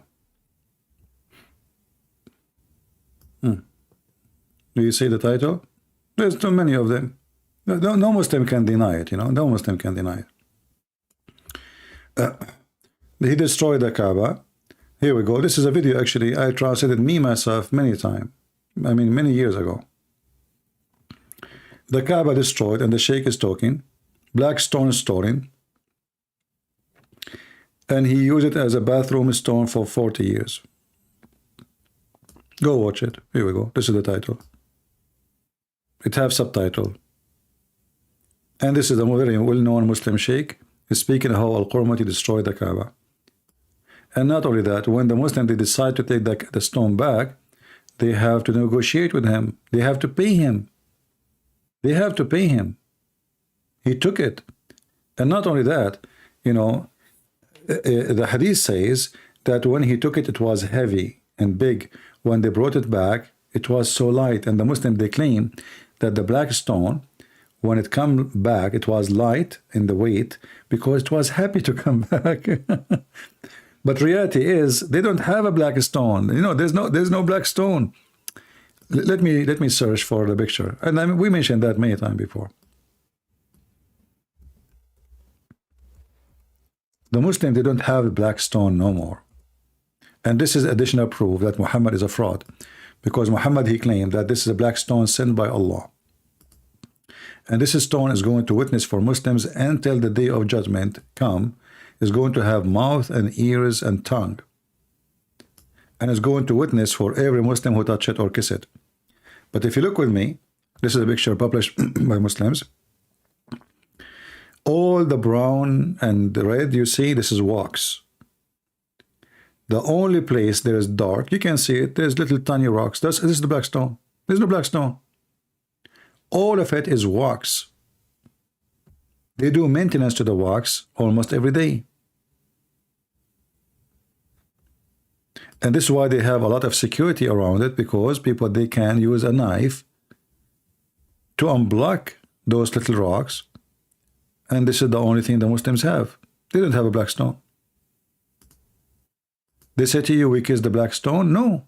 Here we go. This is one little tiny stone. Let me change the color. And again, this is additional proof that Muhammad is a fraud. Why Allah cannot protect a stone He sent? If it is the center of the earth, as they claim, a point where the Kaaba should be built, it's even Muhammad, he says it is the right hand of Allah. Look at them. There's nothing left. One stone. One.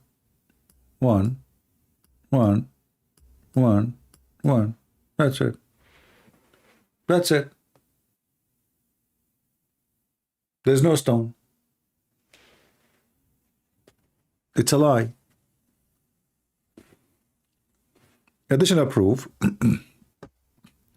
that Islam is a false religion. I'm just helping you, like easiest way to get the Muhammadan busted with their false religion. The Muslim, they say, as you know, that the Kaaba is a chosen place of Allah. It's His house. Okay, who is the one who chose the location? Allah. Where He chose it? In Mecca. Excuse me, my voice is getting tired.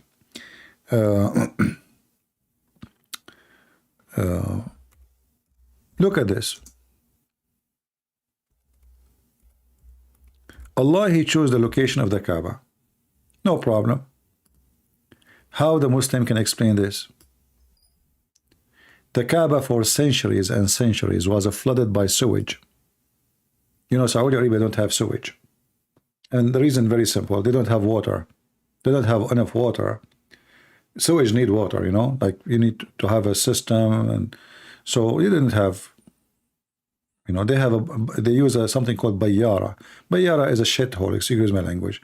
You make a shithole in your backyard, and you know, now because they have, like we have technology of trucks, etc., a big truck come and suck the poo-poo and dump it in the desert. So each time little rain happen in Mecca, the Kaaba have the worst location in the town, where all the poo-poo and the dirty water and the mud will go there. So if Allah, He is the one who chose the location of the Kaaba, have you ever heard of any stupid God more than this? Who of you would like to have to build his house in an area is going to be flooded every time little rain happen? And not only that, when the flood happened, because at that time there's no cement, like now they have concrete roof, they have cement between the rocks. At that time, no, the whole Kaaba will collapse. The water will destroy it. And they have to rebuild it again.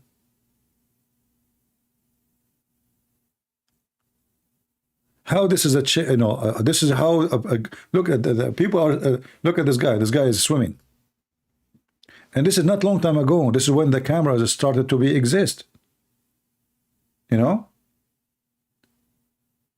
And now, thanks to the American and the European, they, you know, they were able to divert most of the flood, but not all of it. So how this is a place is chosen by God? You know, just ask yourself, okay, this place is a bad area. It is very low. And normal, the flood will come to it. Can't Allah, He make a word statement and the ground will go up?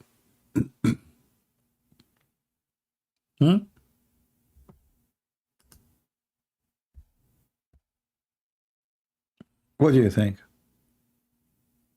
Allah is God, according to Muslim, right? Okay, He can make one word and the ground will go up. Very simple. We'll take Allah one statement. So why Allah will allow his most holy house, as they call it, to be covered by poo-poo?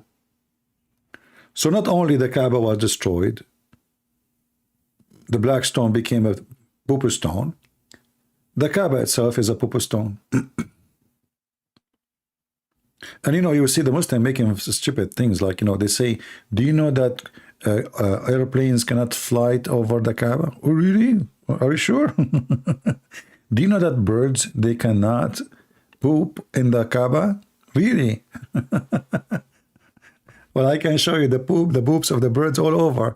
They go and they clean the poops of the birds every year, every week.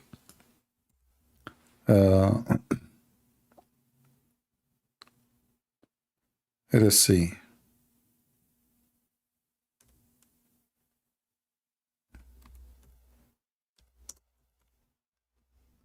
I mean, they lie, unbelievable.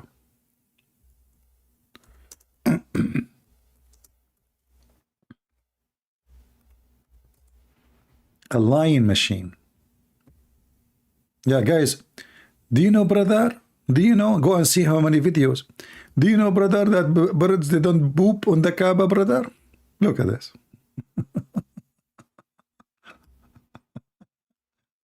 So what is this?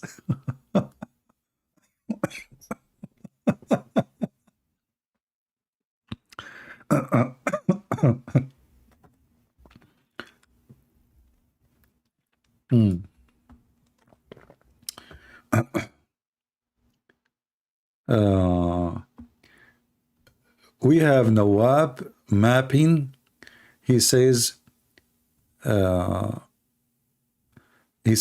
Martin, can you give me reference about it when Muslims worship Muhammad as God? My friend, all the Quran is about Muhammad being God. Just to make it simple for you. Why Allah created the universe? For Muhammad. Why Allah created Adam? For Muhammad. Why Allah created his chair? For Muhammad. Why Allah created the Kaaba? For Muhammad. Why Allah created Jesus? For Muhammad. Why Allah created Adam, Moses, all the prophets? For Muhammad. Why Allah created heaven? For Muhammad. And you are telling me, show me the reference where it says that Muslim worship Muhammad?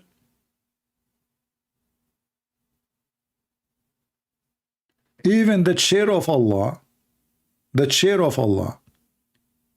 will not be exist if not Muhammad. Why Allah he created his throne? For Muhammad. Why Allah created his chair? For Muhammad. Why he created the pen? For Muhammad. Why he created the tablet? For Muhammad. And then the Muslim, he argues saying, we don't worship Muhammad.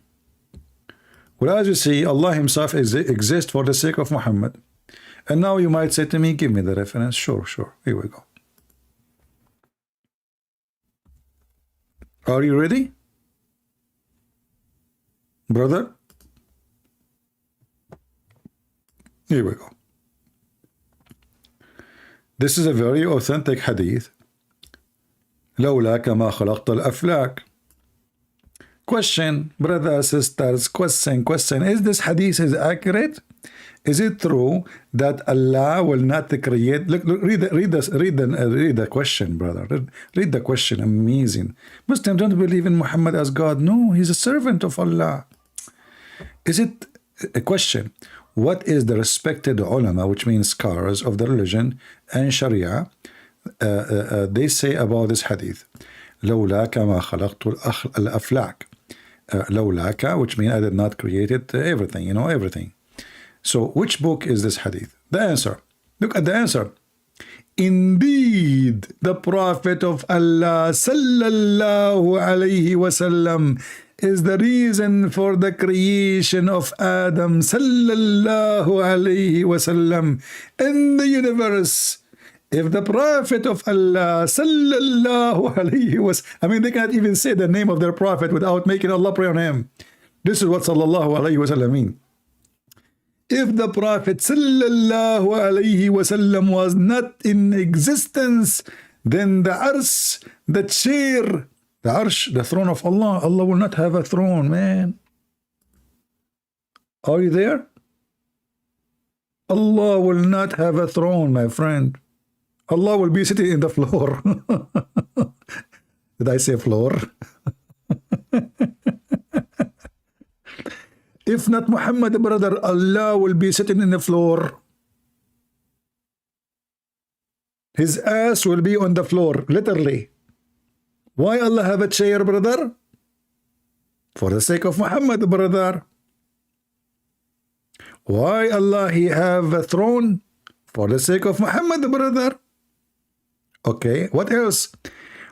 Lawh, which means the tablet. By the way, the only God who have a tablet is Allah. And this tablet, he put it between the two eyes of the angel Israfil. Man, thank God I am not Israfil. I will have a cross eyes if I try to look at what is between my eyes. I mean, Allah, he put, guys, listen to this. Allah, he put the lawh, which means the tablet, between the two eyes of Israfil. Why? Because he don't want him to see what is written there. Israfil, I have an idea. Have you ever heard of Amazon? Just buy a mirror, brother.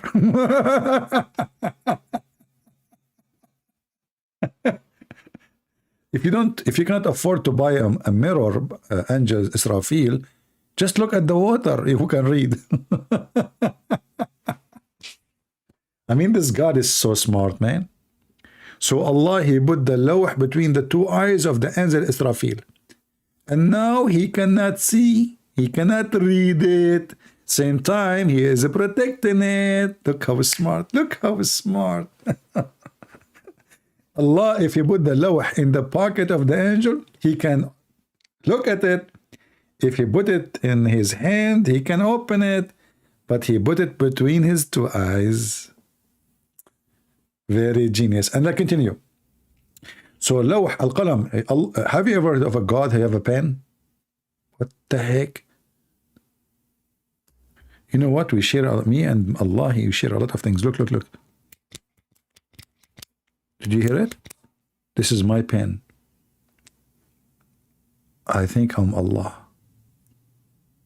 I have a tablet. It's true, it's not like it have heart attack from time to time. It'll keep it freezing on me because it's an old one. But it's a tablet. And Allah tablet is old. So, he have a pen. He have a pen. He have a tablet. I have a tablet. And he's invisible. I am invisible. Unbelievable. He have a chair. I have a chair. What the heck? Either we are related or I am him. We are getting closer to find out who is Allah. So the sky, the earth, the heaven, the hell, the trees, the stones, even the stones, Muhammad, he used to wipe his ass with the 3 stones. Even those are created for the sake of Muhammad. Yes, you just said for his wiping his ass with 3 stones. What's wrong with you? Makes sense. I mean, I was wondering, why do we have stones on this earth? I thought so we can stone people with it. No, for the sake of Muhammad, brother. And all other creatures, even pigs.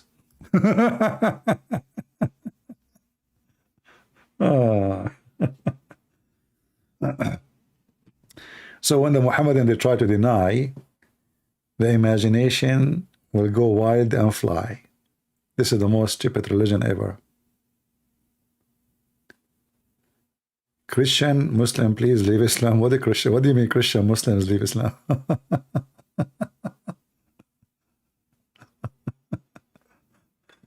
Oh boy. Well, you know, we are here for a while, and not even a single Muslim he called us, because they knew they are no match. They knew Islam is stupid. They knew whatever they say, they will be got busted and fried. And they say to us that Muhammad is just a messenger of Allah. And you know, brother, Allah, he sent verses for Muhammad because he is so horny. Allah is worried about the private part of a prophet. Imagine yourself, you're a prophet of God, and you are so horny, you have only 13 wives. Allah, he was worried. He sat in his office, what I would do. I send this man to this earth.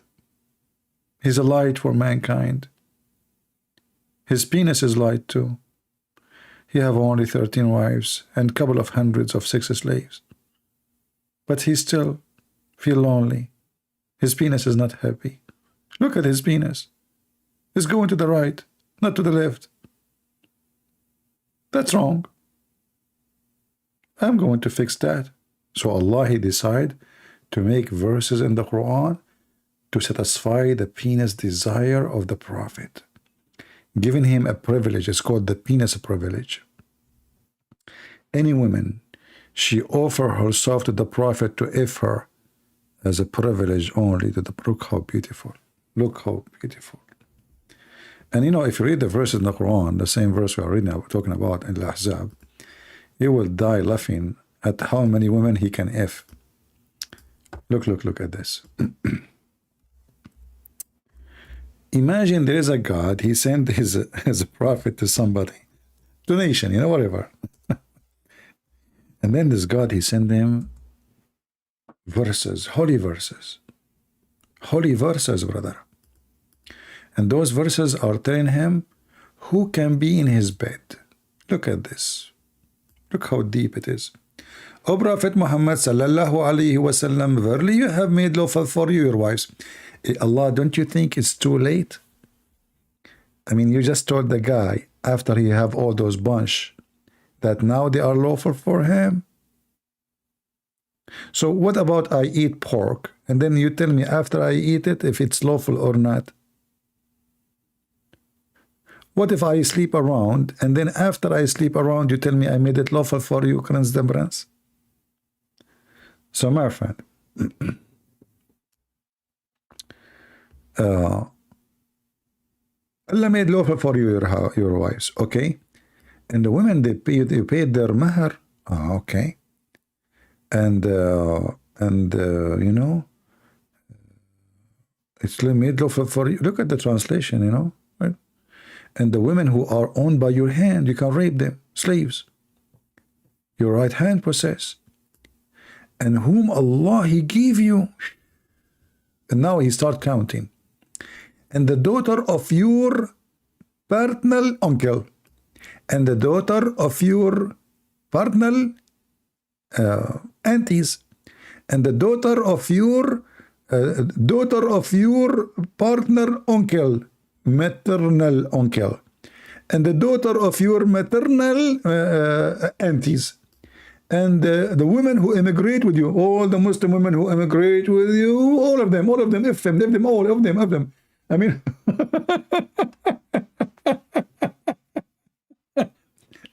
you know, imagine, guys, Moses is crossing the sea with the nation of Israel. And then God, he says to Moses, hey, Moses, all the women who they are crossing the sea with you, they are lawful for you. Every single one of them. Just do it, man. And this is only a privilege for you. And in the top of that, and I believe in women, she offer herself to the Prophet. Take me, baby. You know? Baby, take me. Yeah.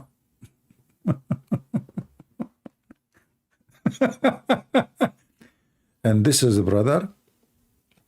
And look, the Muslim is saying he wishes to marry her. What a liar. It says to F her, not to marry her. And look at the powerful word. Look at this. A privilege only for you.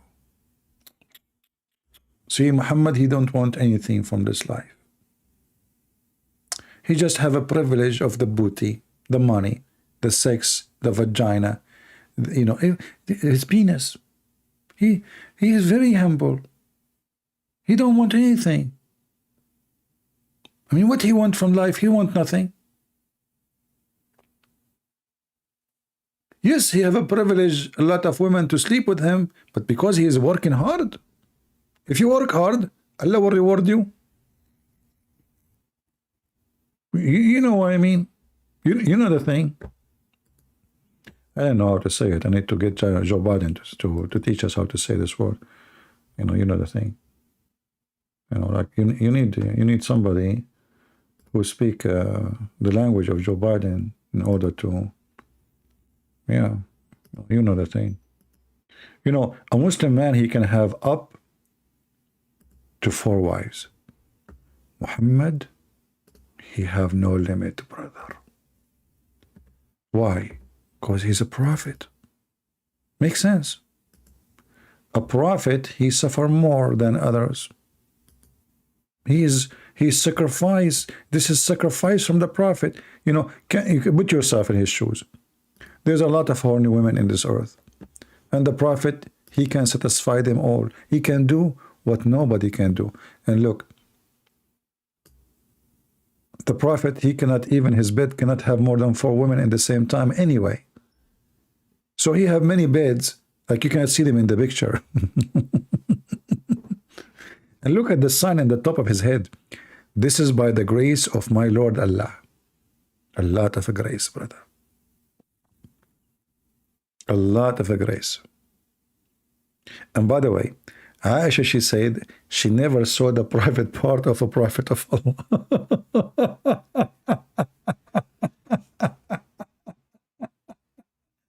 I like that.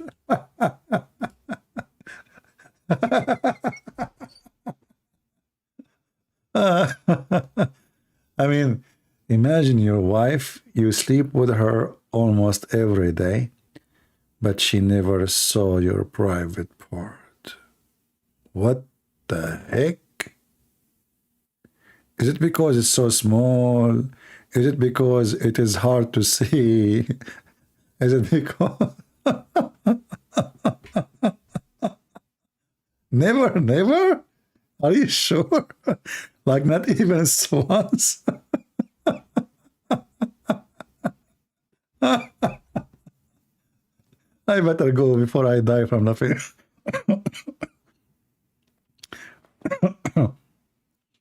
My friend Money asked me about Paul. Maybe next time I go. I'm done for today. I don't want to look for reference for now. Yeah, but brother, this is all by the grace of my Lord Allah. I mean, Allah, you see his grace focus in vagina, money, perverse. This is the Lord. Jesus, he make blind see. Muhammad, he make you blind. Jesus, he resurrect people from death. Muhammad, he make you dead.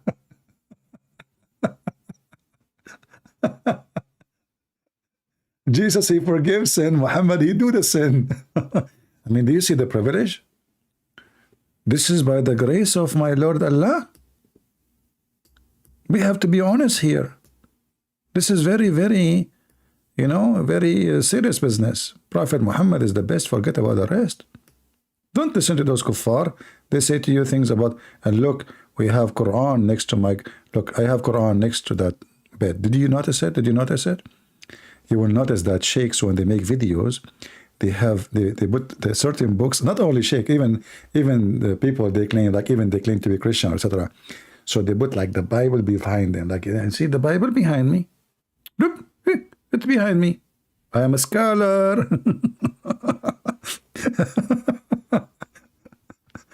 So, okay. So this is by the grace of my Lord Allah. And brother, did you notice how long the arm of Prophet Muhammad? It can capture the 4 in the between his 2 arms. He can extend his arms, by the way. His arms is so big, man. He can hug them all. 13, 14, 15. Look, his hand is coming. Maybe you did not notice in the picture. This is a real picture, by the way. This is not a drawing. This is real. Okay? I took it myself. Don't force me to swear by Allah. Do you see where his hand is coming? Can you do that? You cannot. Only Prophet of Allah can do that. Let's just be careful here, Only Prophet of Allah can have sex with all his wife in one night. Have you ever heard of a prophet? Any man, he can have sex with 13 women a night? I mean, what the heck is that? And why you do that? Let's say for the sake of argument, he can do it. But why? Hold on. Yes, I saw somebody. David, brother. Solomon, brother. They decide to have sex with 100 female. Brother. And and what happened to him? He could not have a son. Why? Anyone remember why?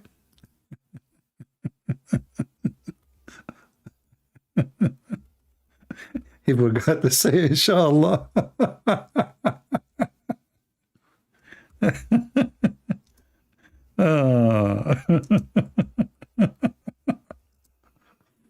Unbelievable. I mean, you know, I find it very astonishing.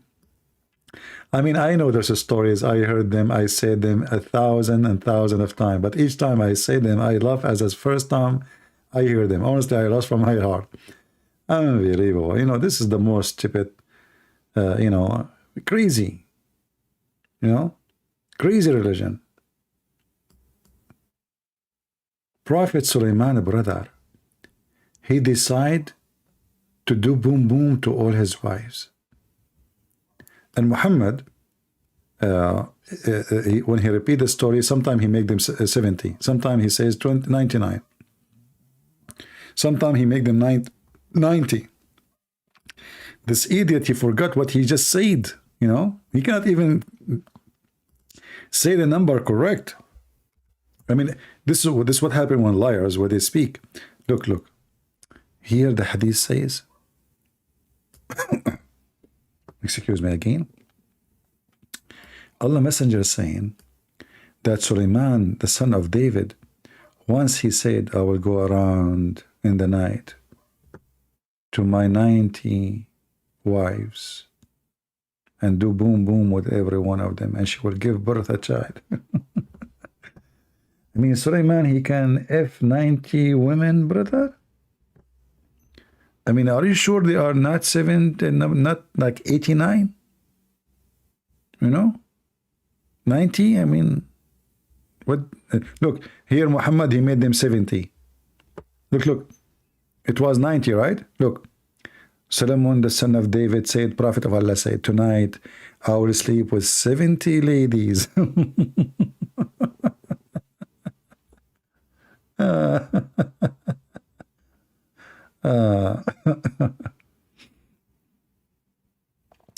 Hey, money, you know, you can ask me tomorrow. I mean, what you are insisting right now? Are you a Muslim, money? If you are a Muslim, call me and I will make you read the reference. A challenge between me and you.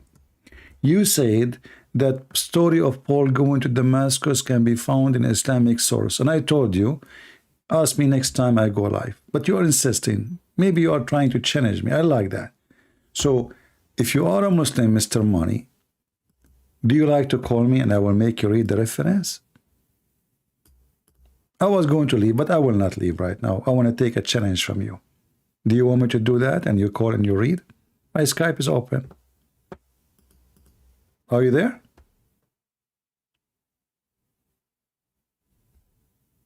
What is this like you insist? You said. Do you think I'm work for you? If you are a Muslim, challenge me and I will stay. And I will show you the reference. And I will force you like a puppy to read it. So do you dare? The one who don't show it is a coward. The one who don't read it is a coward. Are you going to go quiet now?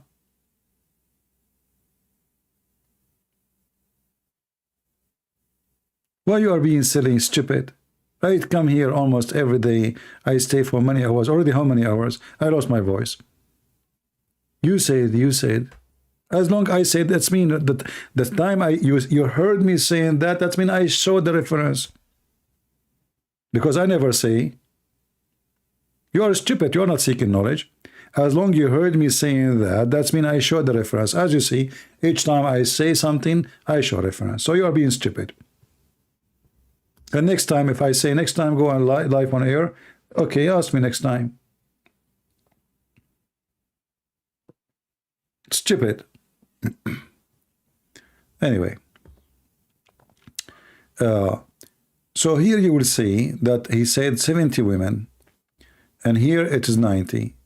Different hadith, look, this one is 99. Different hadith is 100. Actually, this hadith says 100 or 99. Read it.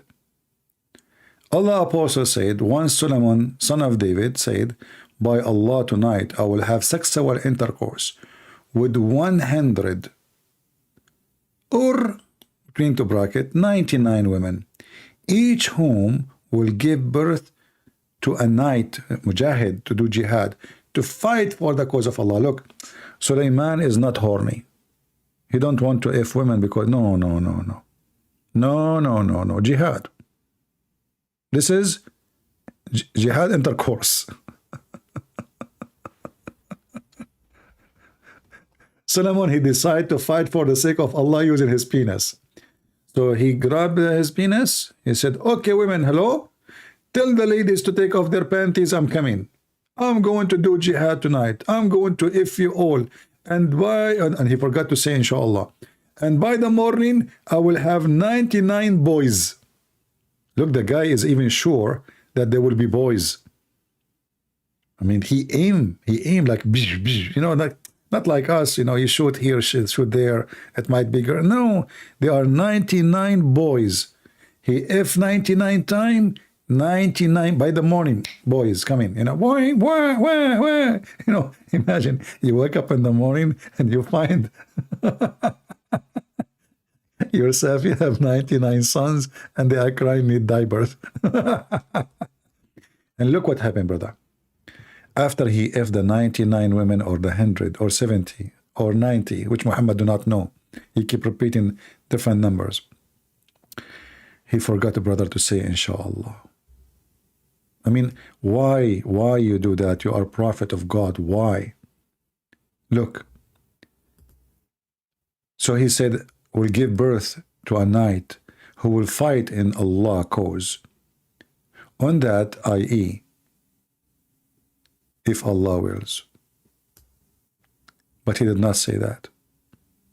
He did not say Allah, if inshallah. Why?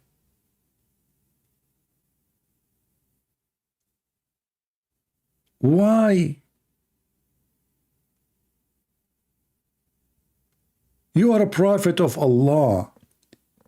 And now you are going to do jihad and you want to F 99 women. I'm not going to ask you what battery you are using. If you can tell me behind the chat, let me know, please, because I want to buy it. I mean, obviously, your battery never died. 99, man? Are you sure not 89? I mean, 99? I mean, come on, between us. 99 women in one night? Okay, hold on. I want to use my calculator. Let us say Solomon, he started. Let us say Solomon, because he, you know, have to wake up early in the morning to pray to Allah. So he sleep only 8 hours. Okay? So we have 99 women. We are going to divide it to 8 hours. Sulaiman, he have orgasm every 12 minutes and 37 seconds.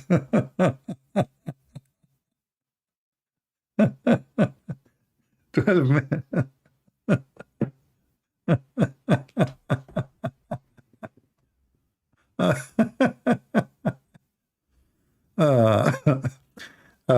You know,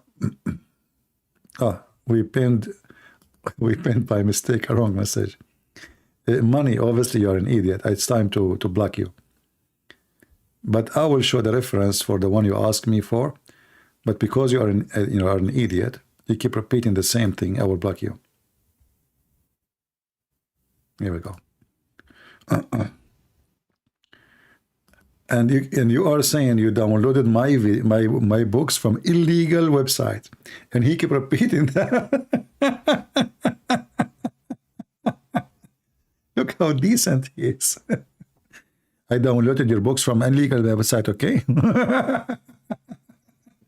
I mean, the guy is confessing his sin. He's a thief.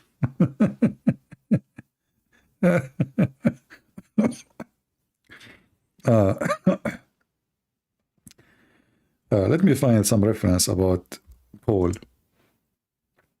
Not for this donkey who asked for it, just for people.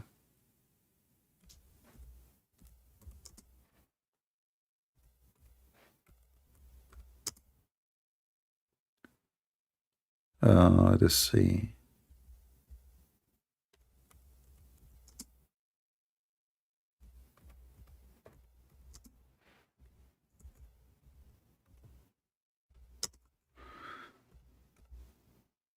There's many books about that, actually.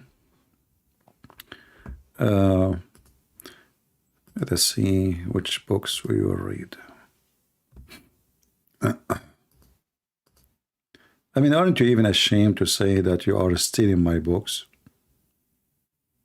What's wrong with people? No dignity, no honor. Maybe he's mental.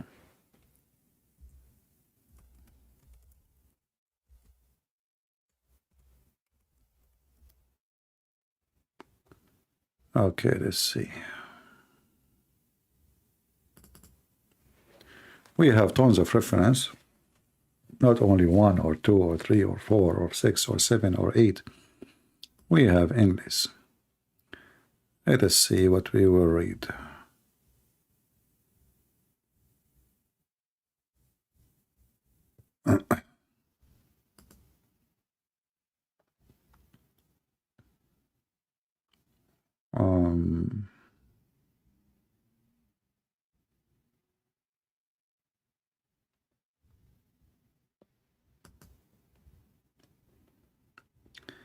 All right, this is actually, we can find, this is the first one. Well, this one will be enough initially, because this is a very well-known scholar. The Muslim, they worship him. His name is Ibn Kathir.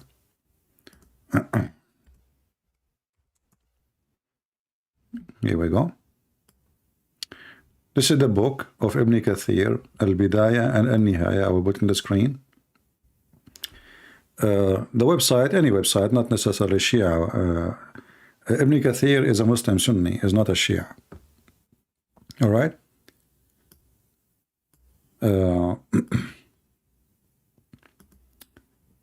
Page number 119, volume number 2. Page number.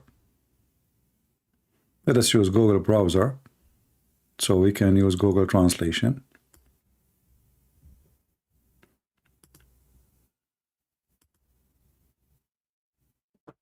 The beginning of and the end, Ibn Kathir, part number 2, page 119.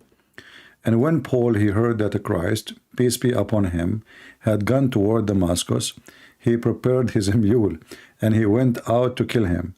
And then you will see the story later, where like he turned to be blind when he faced Jesus, and then he repented to Jesus, and Jesus healed him. So we can open here, or any book, the same, it's the same. And I have tons of reference, not only this,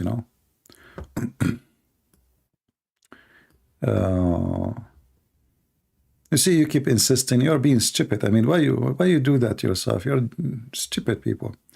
So, ولما سمع بولس, and the Muslims, they say the name in a funny way, Boulos, not Boulos. أن المسيح عليه السلام قد توجه نحو دمشق, جهز بغله وخرج ليقتله فتلقاه عند كوكبة. فلما واجه أصحاب المسيح جاء إليه ملك فضرب وجهه بطرف جناحه فأعماه. So when he came to kill Jesus, he came to an area, it's called Kaukaba, and when he saw the disciple of Jesus with Jesus, an angel came to Paul, and he hit him with the edge of his wing, and he made him blind. And when that happened to him, Paul, he became a believer. So he come to Jesus and he apologized for what he did, and he believed in him. And then it's accepted from him. And then he asked Jesus to wipe his eyes, so may Allah give him ability to see again. And he did. So let's use a translation here, Google translation.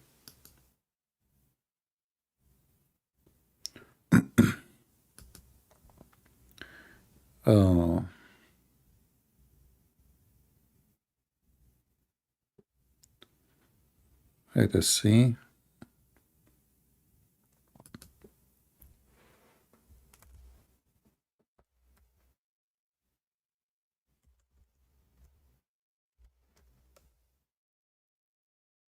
Yeah, here if you go down in this part here, it says, and when Paul he heard, is the text, guys, clear for you? Is the text clear? You can read it clear, or I have to zoom more.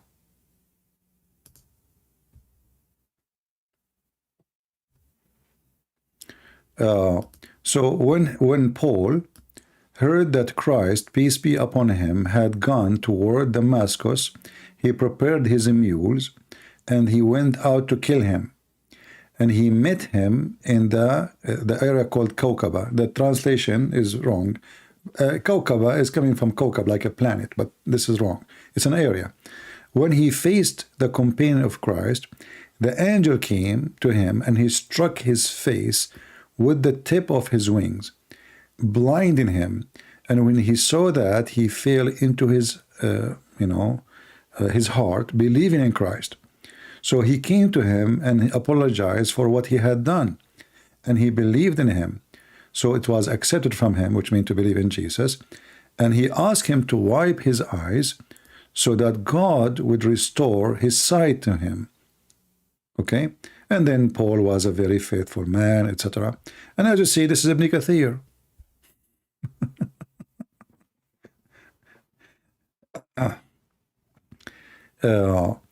But let me give you the, actually let me see if I can give you a better link than this one, because this one, the title have an Arabic address. I will give you this link, actually. Hold on, and I will give you another one. But I need to shorten it first because it have Arabic.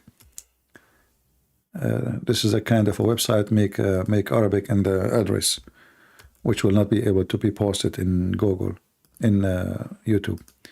Shorten link.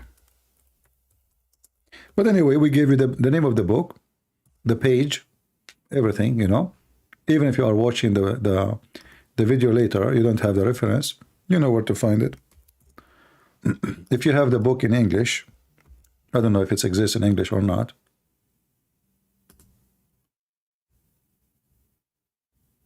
Okay, let me pause the link and tell me, guys, if it's working. I just shorten the link. Tell me, please, if it's working. If it's not, we will make another link.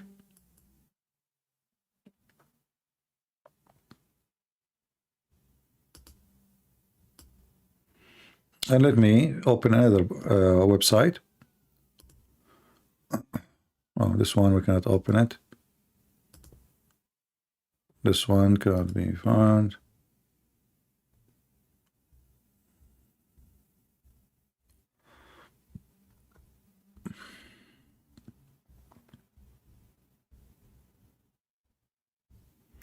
Well, this website, because some of them it says access denied. It worked? Okay, good. Save it and make a note. You can make a note because when you operate data in Arabic, I don't know if you translate using Google Translation and you save it in favorite, does it open when you open it again in English? Still will open English? I'm not sure. Try it. I don't know, but always put a note. Put a note about why you are saving this page. Actually, this page have many things about Jesus and the disciple. Like here is mentioning the disciple of Jesus. And actually here, you see how many times we hear the Muslim making fun of you, says, oh, or they say to you, how many times you heard the Muslim saying, only, it work only if you copy it. Okay, copy it, don't click on it. How many times you heard the Muslim saying that only Muhammad was sent for all mankind? Don't they say that? They do, right? In the beginning of the page here in front of me, in the book of Al-Bidayah and Al-Nihaya, volume number 2, page 119, it says that Isa, he asked his disciple to call people into worshiping God alone. And he sent each one of them to a group of people in one territory. In the in Syria, in the east, in the west. It's in front of you.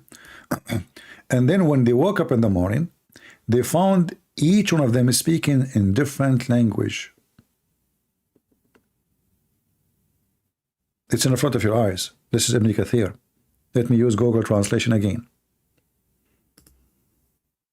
Actually, this is a very important web, page. You need to save. Here it says, let us see.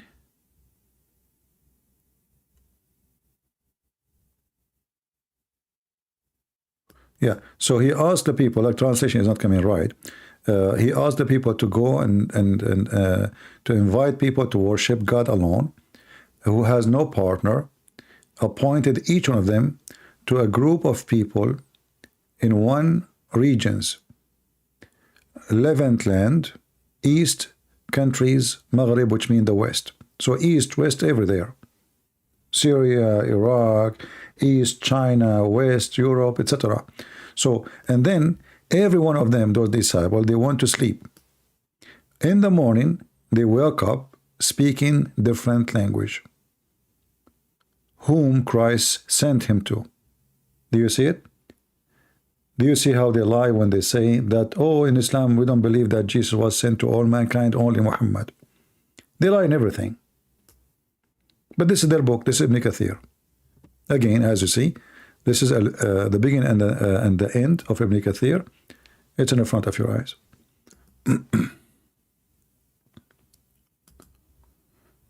And, it's very important if you would like to, let us say, arm yourself with knowledge. To save those references. Like you can save this link twice, actually. And you can say in the beginning of the page, speaking about the disciple of Jesus speaking languages.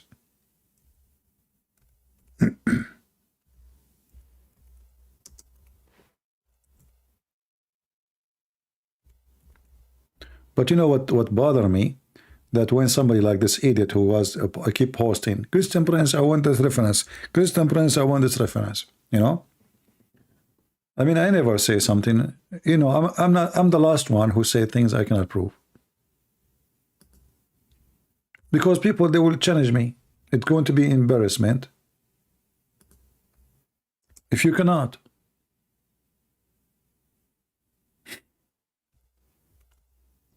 If I don't know, I will not mention it. I will not say it because that would be bad.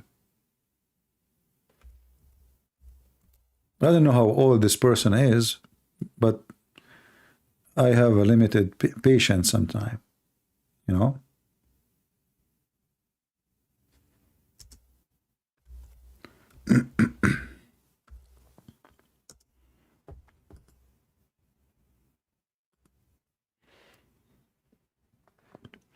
You know, I am a person who don't prepare for what I will say. Like you see, today I was going to go live to talk about what? The bathroom of Muhammad, right? I saw a video of Sheikh Omran. I changed the topic just before I go. You know, that's why I said, okay, you know, tomorrow they are saying in the news we have a very bad weather, we might lose electricity, etc. I said, maybe I cannot even go live tomorrow. No, they cannot say this is Shia website. They cannot, because this is the Ibn Kathir. Who cares about the website? Website is a website. Find Ibn Kathir. You find it, Ibn Kathir, Al-Bidayah and Al-Nihaya, the beginning and the end, in any Islamic website. And that's it, page number 119, part number 2. Who cares about the Shia website? You know? Yeah.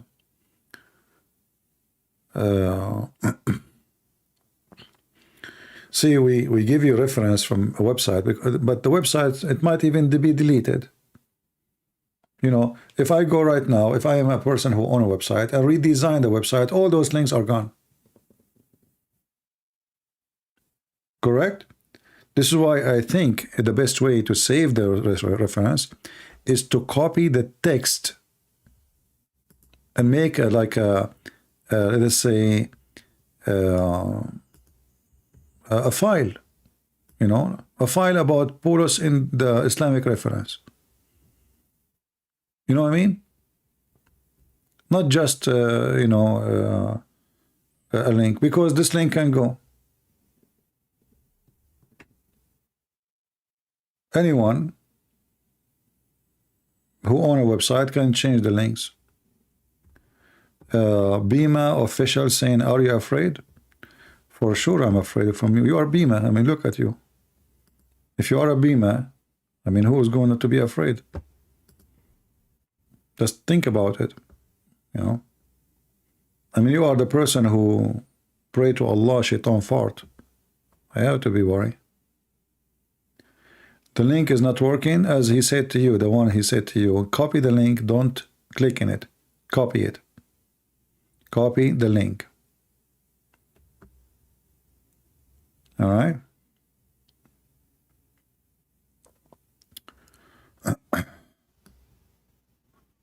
Like if you want to save it in your, you have a file,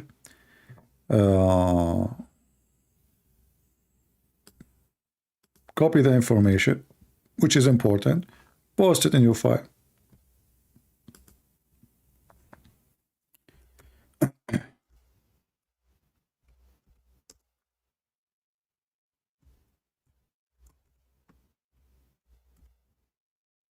Very simple.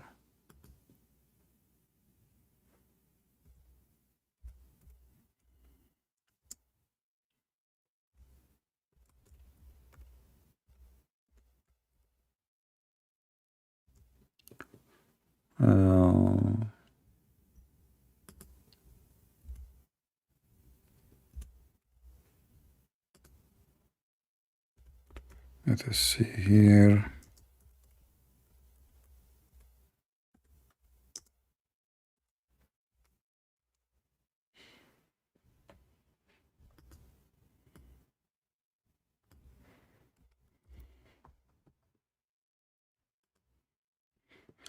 Time will come and you will start, you will, you know, like when you need the reference, you will not find it because simply you did not save it in the correct way. Here we have this part. Okay.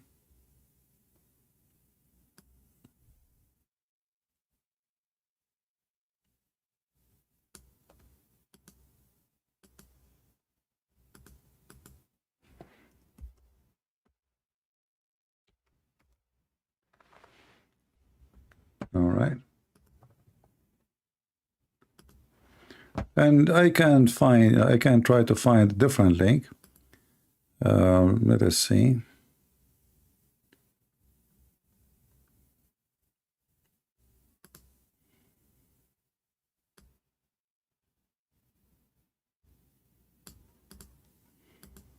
Let us try.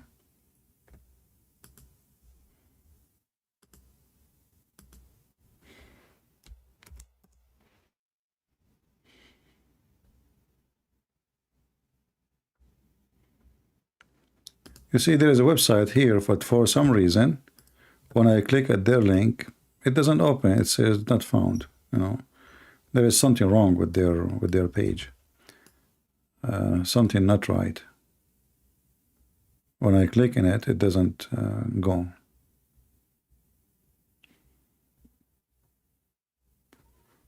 Let us see this one.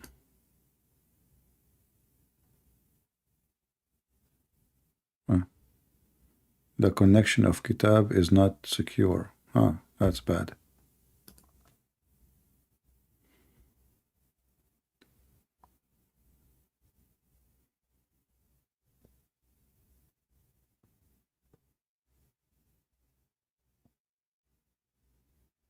Yeah, well, until now, this is the only link is working, as you see.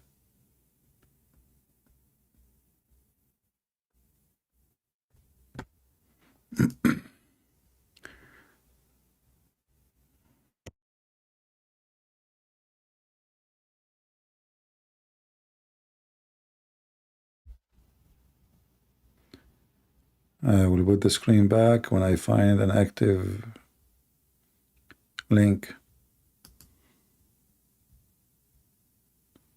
Well, I don't know. Until now, there's 3 links I found, and let us see this one. Oh, this one is a document. I don't want it. Let us see. Hold on. You see some website. You open them right away. They download something. You don't want those things.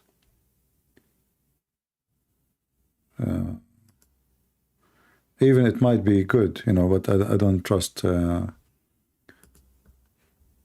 such a method.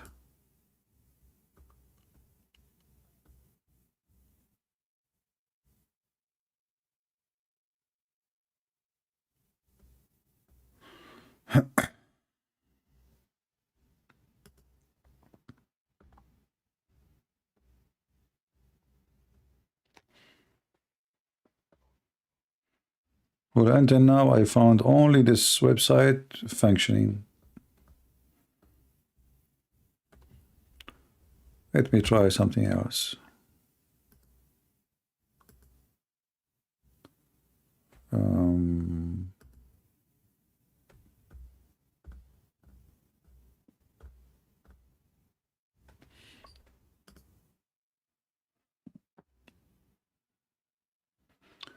And now even Shia library is not working. What the heck is that? Let us continue here. Yeah, now it's working again. All right.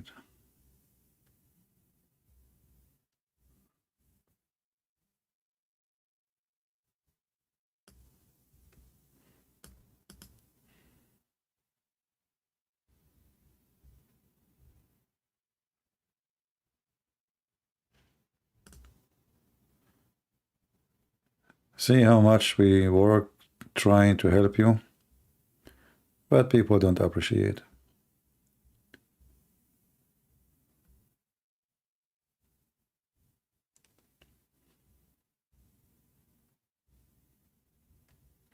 Okay, I found this in wiki source, but it's in Arabic. Let me pause there. It have an Arabic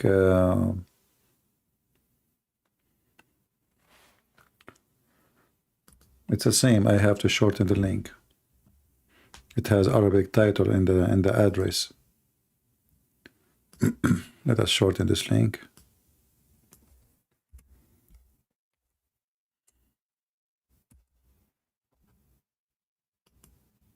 Uh-oh. Let us see.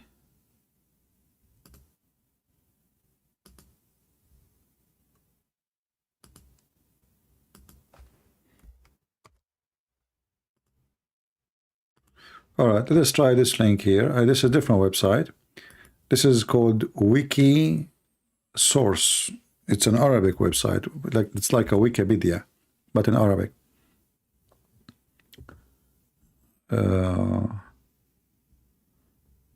But the bad thing about this website, actually, it is so long and it's hard for you. I don't advise you with this link, but if you want to keep it, it's up to you. Because it's hard to find. I mean, they have the whole book in one page, those people here. The whole book. So I don't think it's a good idea, but I post it for you anyway, if you like. It's up to you. Let us see a different book.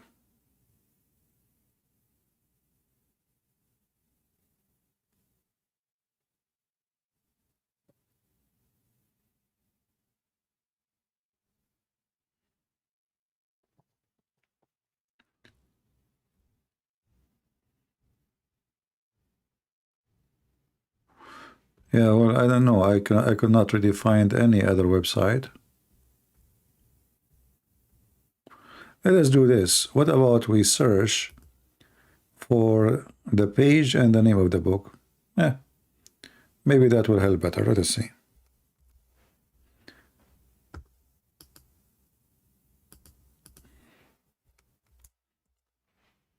Okay. I find the book in the CIA page. Who want the CIA page? I mean, I'm really astonished with the CIA library. They have all the terrorist books. Look, this is the CIA page. Oh, here we go. BB, he found his. Thank you, BB. Thank you for help. So finally, we found somebody. BB, do you speak Arabic, right? Do you speak Arabic? Okay, guys. BB, he just found us the link. Maybe better than mine. And this is a Shamila. It's a very well-known Muslim library. But I find the whole book of Al-Bidayah and Al-Nihaya in the CIA website. I'm just searching it. It came in front of me, CIA. Actually, I found a lot of books, by the way, in the CIA website. They have a huge library. Thank you, Blue Sky.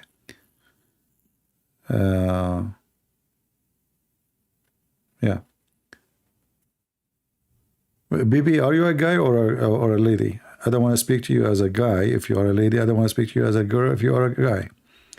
Just let me know. So yeah, this is the CIA government website, and this is the book here. You can download it from there.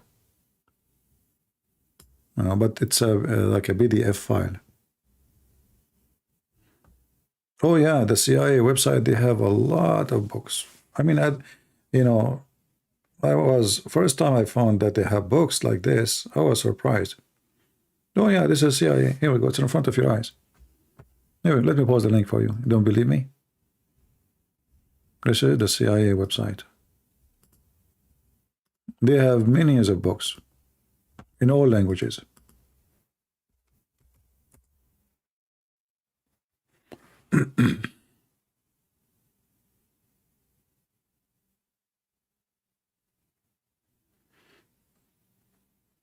Yeah.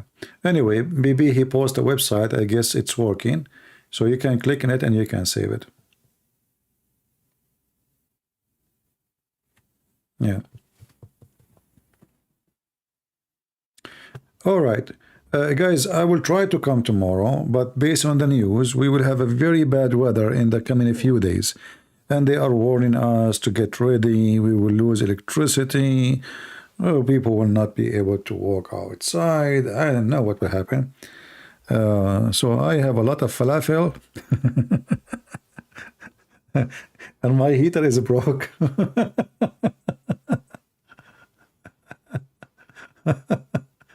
So I hope I will not freeze.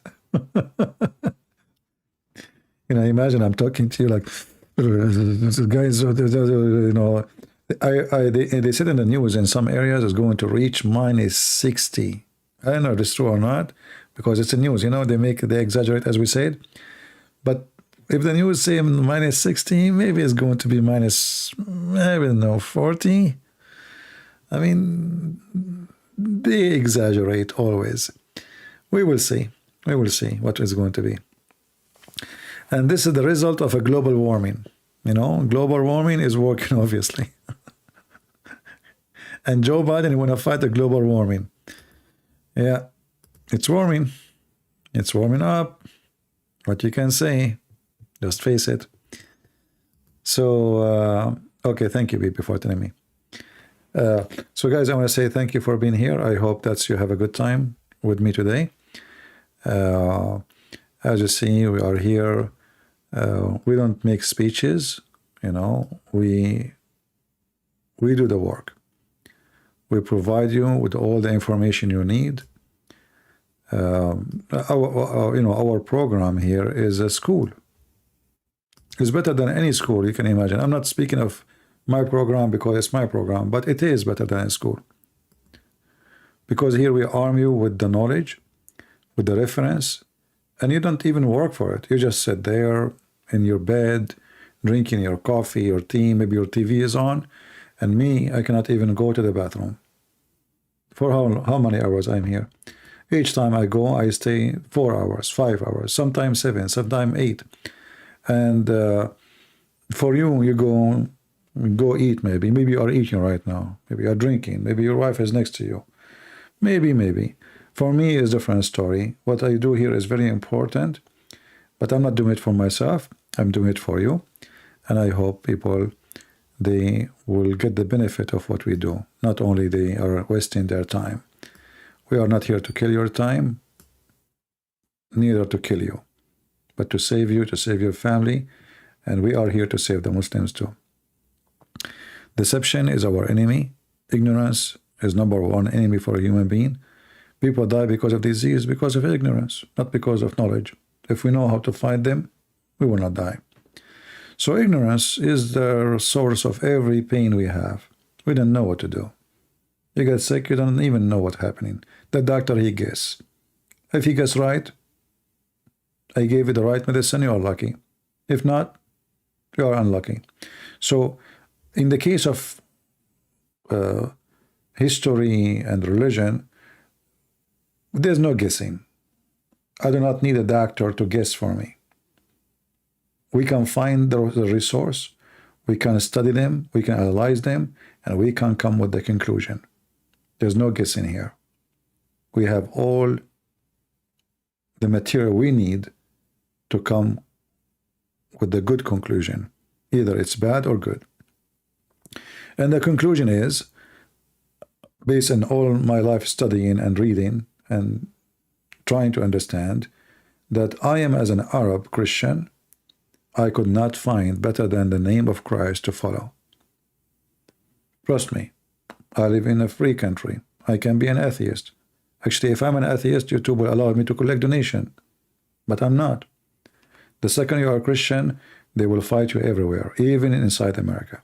So I choose to be Christian for a very, very important reason. Because nobody was able to convince me of something true, something real, something authentic, something can be trusted, except Jesus. So I say to you, I'm a believer by choice. I'm not just a follower. I'm a believer. I'm a person who uses his brain 1,000 times before he uses his heart. The heart is important, but we don't follow blindly. This is why the Lord, he says, read the books, search, and you will find the truth, and the truth will set you free. And I found the truth, and I'm trying my best to share it with you. The truth is that evil is true, exists. Satan is true, exists. But there is a solution for all the evil we have. His name is the Messiah. Islam is one of many evils in this earth.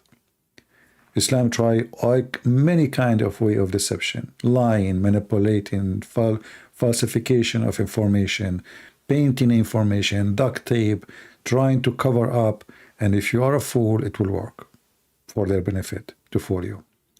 But the one who come here, he will get, let us say, the flu shot, where he will never get a flu. Because now you are educated, and you have the answer, and those fools, they cannot fool you. And I say always, if a fool like Muhammad can fool you, how foolish are you? Just think about it. If such a man in the desert who don't know how to read his name, with the flying carpet stories and donkeys flying, and GOG and MAGOG and a dam, and you know, all the garbage he say. If such a person can fool you in the year 2022, 23, how foolish, how naive are you? So the smart ones, they always do smart choice. And smart choice is, if we ask a Muslim, who is Muhammad, where is Muhammad, he will say he's dead. If we ask a Muslim, where is Jesus, he said he will point his finger up, he is in heaven. So why in the world anyone want to follow a dead man and leave the living God, Jesus? So my friend, those who want to live, they follow the living God, not the dead man, Muhammad. He cannot stay alive. His God could not resurrect him. He's not able to do anything for him. Not a single miracle. When we have in the same time Jesus, every time Jesus walk, he do miracle. Everything he do. Actually, the Bible says, if you go in John 21, there are also many other things which Jesus did.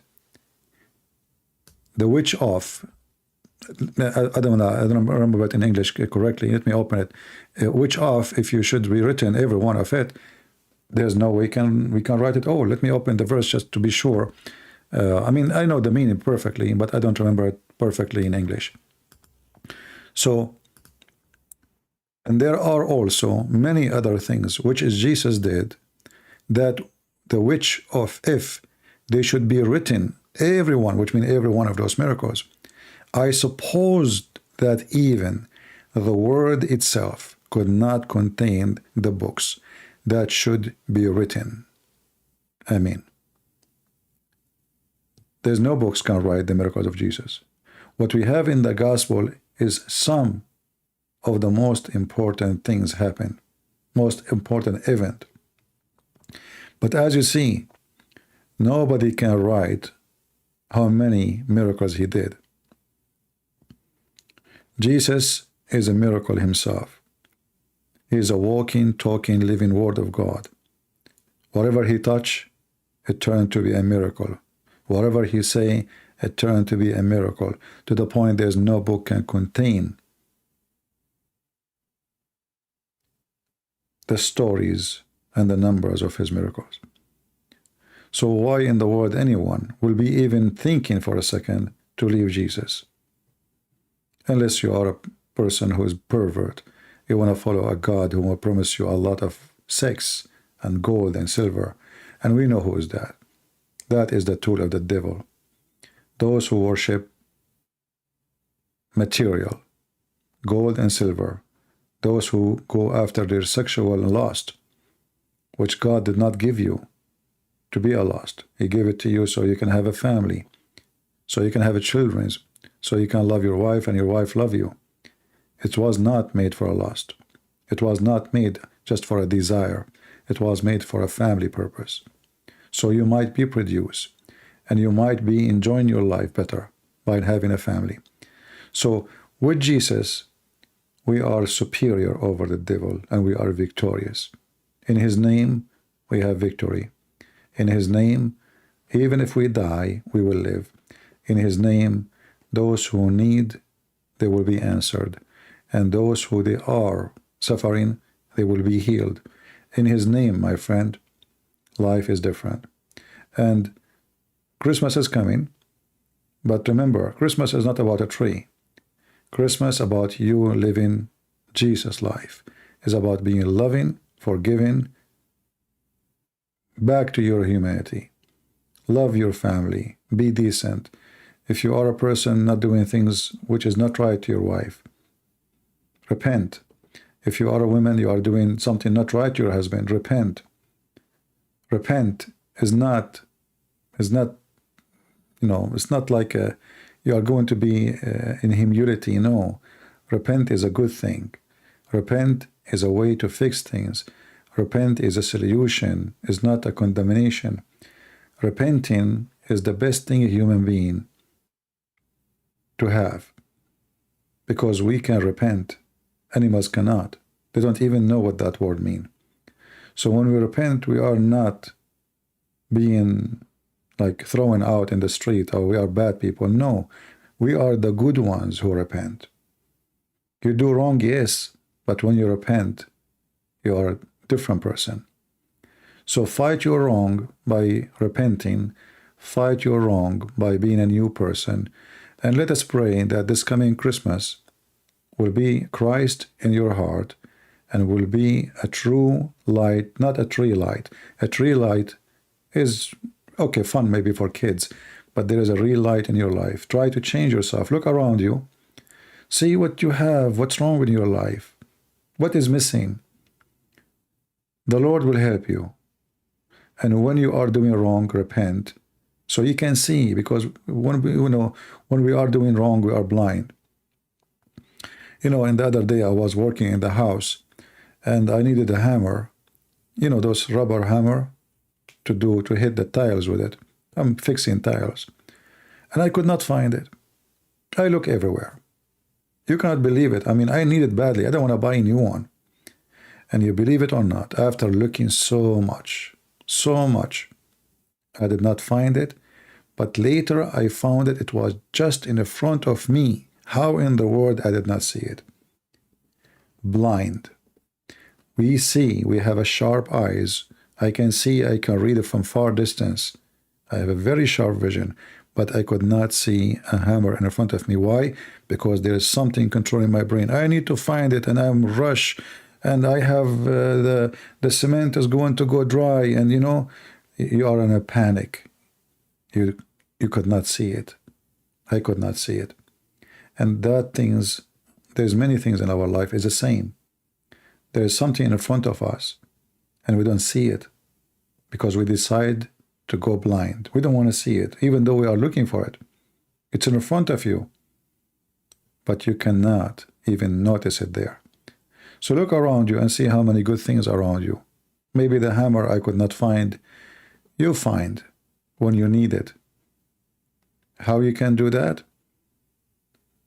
Just don't go panic. Just remember that you are not alone. And, I'm not talking about a hammer for fixing. I'm talking about a hammer to fix your life. Sometimes we need a hammer in our life. We need a hammer in our relation. We need a hammer to nail all the bad things, to fix those nails when they are coming in our way. You can find it if you decide to find it. The Lord, He says, knock at my door and I will open for you. So don't depend on yourself alone, and don't think you are the smartest. The one who thinks he is the smartest is the foolish. This is what I learned. Until now, after all the books I did read, I can say to you, I know nothing yet. Humbly, I say I know nothing yet. Because it doesn't matter how much you know nothing. But there is one thing which is important to know, more important than all the books, is your salvation. What the benefit of a man or a woman? They won the world and they lost their self. So you can win, you can be smart, you can have education, you can be an engineer, a doctor, a lawyer, etc. But then you lose yourself. So ask yourself, are you winning? And what exactly you are winning? And then you can decide where you're going. If what you win is just money, you are a loser. If what you win is just parties and what you call it fun, you're a loser, because sooner or later you will get bored and you will find that those parties is meaningless, useless. You don't even want to go. If you are a person who live for pleasure of food and sex, by time you will see, you will get a little bit older and you will say that it's the same thing, nothing changed. Life became boring. But there is one thing will never be boring. A young heart, which is young because of Jesus. Because then you will enjoy life differently. You will enjoy even your food differently, because you are living in the life of appreciation. When I eat, I don't usually pray in front of people unless I have a friend with me, which I want to share a prayer with. I pray in my heart. But the prayer is too short. Thank you, Lord, for the bread and the food you give me. Very short. But when I eat the bread, I am enjoying it from my heart. It's not because it's just a food, but because I know that what I have can be taken away from me. I am appreciating that I am not hungry. I am appreciating I am not like many people in this world who are sleeping in the street. I'm appreciating that I have a clothing, I have a jacket, I have a pant. I'm able to keep myself warm. I appreciate that the Lord, He gave me a roof, a ceiling, a light, a computer, people to listen to me. I appreciate that I have 100,000 subscribers. Millions of people read my books and watch my videos. How I cannot be appreciated. In the same time, you yourself, you have way more better than what I have. So learn how to appreciate, learn how to see what you have around you. Learn how the wife appreciates her husband, not to condemn him all the time. Maybe he have a failure, but you do have a failure too. I have a failure. All of us, we have failure. Encourage him so he will fight it. Don't condemn him. Same for the husband. Support your wife. Support your children. Don't be a person who is harassing, condemning, judging. Look at yourself before you look at others. Always we have to go back to the moment of silence. And the moment of silence have to be with Jesus. I have to be silent, try to listen to myself, and try to listen to my Lord, and try to be honest with myself. And as long as we are talking about Christmas, we are talking about the birth of Jesus. So can we be born again with Jesus? Ask yourself if you can. For this is the best gift you can receive in this Christmas if you can. A person who is born again is a new human. Not necessarily by age, but trust me, even your age will be different. A human who have decency, Jesus, he said, if you don't become like those little ones, you will not enter the kingdom of my Father. So with Jesus, you will be a child again, a child even by age, a child by honesty, a child by thought, a child by desire, a child of life, a child of God. So I hope and I pray that this Christmas will be a special Christmas for you, for your family, your friends, and you will be a good person for everybody, starting with yourself. And the person who don't want to be good to himself is the one who seek pleasure, which is meaningless. You might think you are spoiling yourself. In fact, yes, you are spoiling yourself, but in a bad way. Spoil, which means damage. So don't seek the pleasure. Seek God, you will find yourself. Thank you very much for being here. May the Lord bless you. I'll try to come tomorrow if I can. If not, maybe the day after. We will see what this code will be. And until then, God bless you. And this is your brother Christian Prince, who is serving you humbly for today. Take care. Bye-bye.